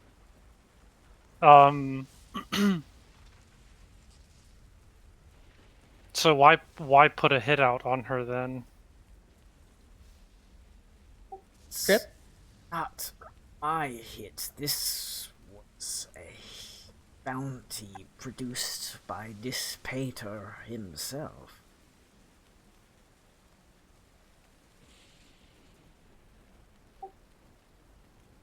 Can you put out a bounty on the bounty? I mean, it's, technically, yeah. A bounty on anyone that is trying to do this bounty. That's Yeah, probably do you a want lot of demons. So, would you? Well, yeah, but ultimately, it's a bounty that was put out by Despair. Are you going to put a bounty out for one of the Lords of Hell? No. This is a bounty out on any demon that takes up Dispater's bounty. You could theoretically, although, you know, maybe Dispater will put a bounty out on the people that are taking a bounty on the bounty hunters he's hunting out for his bounty. I mean, eventually they're going to lose the plot and not know who to kill. It's convoluted bounties all the way down. Yeah. I will never understand the point. What Do you know a monkey of the name Misha? Yep. Mishkashal, the handler. Of Dispater, I'm assuming. Hardly handler of Asmodeus, but the devils do keep in contact. Okay. Hold on. Before we just say okay, I'm going to ask. Oh, that was just an okay at that specific Oh. statement. Okay. You can ask away though. Is there a way we can get the bounty revoked? Drip.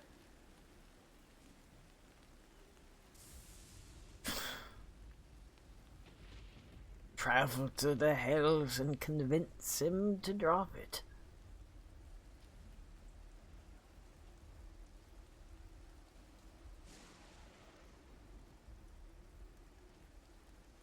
Do you think sending a postcard with a note on it would? I'll say bite? you've got drips for 3 more questions.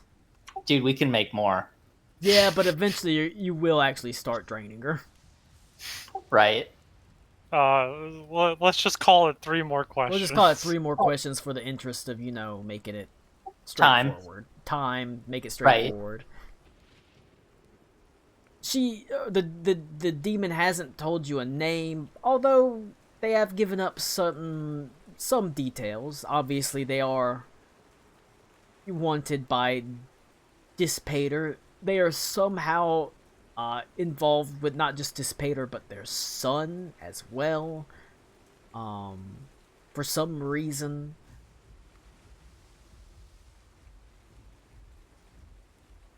And you didn't get, whenever the demon said, like, I'm, popping in these bodies because I'm using them basically as a hiding spot. You didn't necessarily get the vibe that they were lying when they said that. Did you do something to anger Dispater? We did.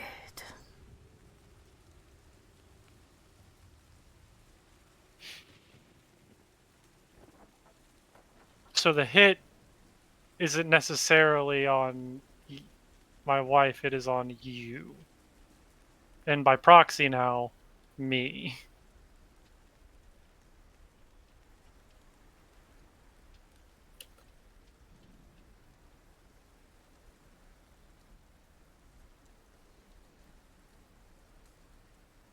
You gonna say it, Mike? Drip? That is the case, I'm afraid.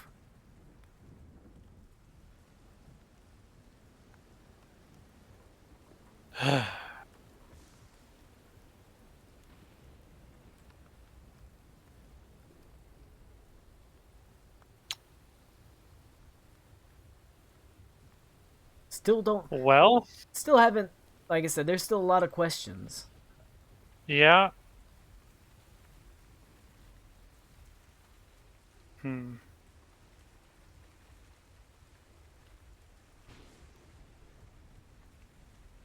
Well,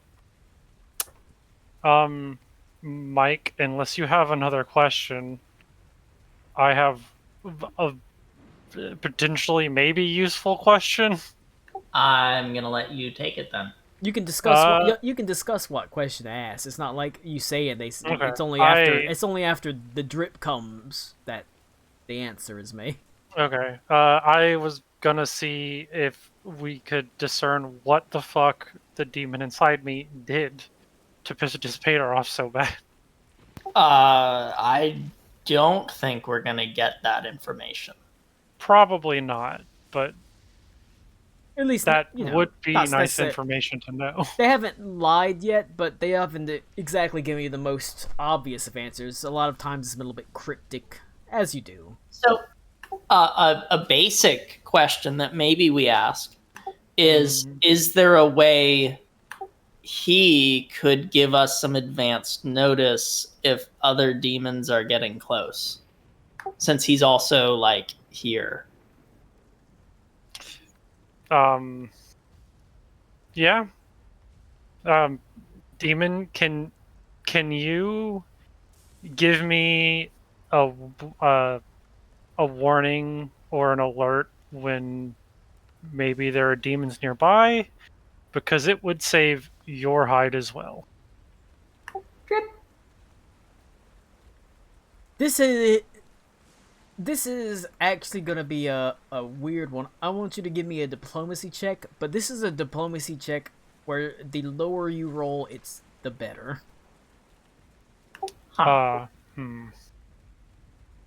Okay. But it's potentially Hey, you failed. potentially better because of information that you'll get.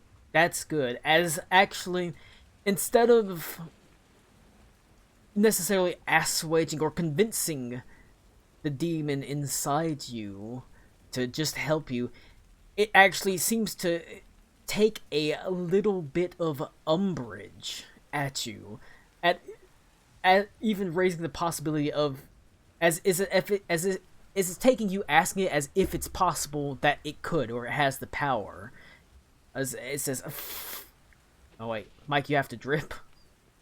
I did. All right. It says, "Of course, I can help you. I am the Daemoness Gal Shabbat."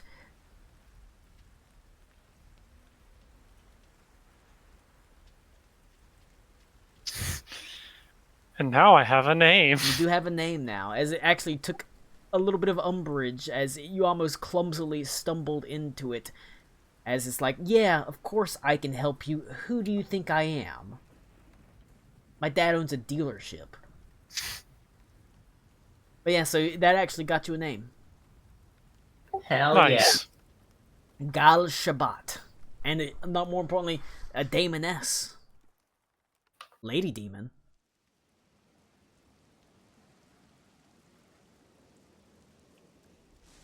This time, the final drip actually causes the flame to fizzle out. Is that a real demon If it in is, D&D? no. Okay, I was about to say, I was like, that would be kind of crazy. No. Dispater is, but... Yeah, no, Dispater I knew. Well, but- Dispater's a devil, but... Yeah. But no, you are the vessel of the Daemoness Gal Shabbat, who uses you as essentially a hiding place, because she is obviously wanted by the devil Dispater for some reason.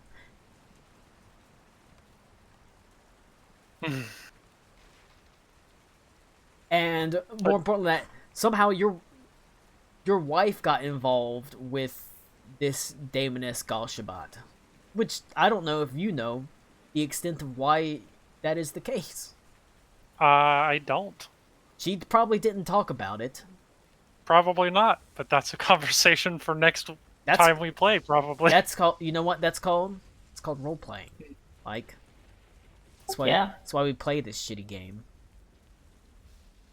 But I think that's a good place to end it. Amidst the swirling storms as the candle, the final drip that gives you an answer douses the flame, and you're left in the storage room in darkness, filled with not just only the quiet murmurings of the wind and the storm above, but with questions you can't help but ask yourself about who is Gal Shabbat and what is her relationship with Dispater.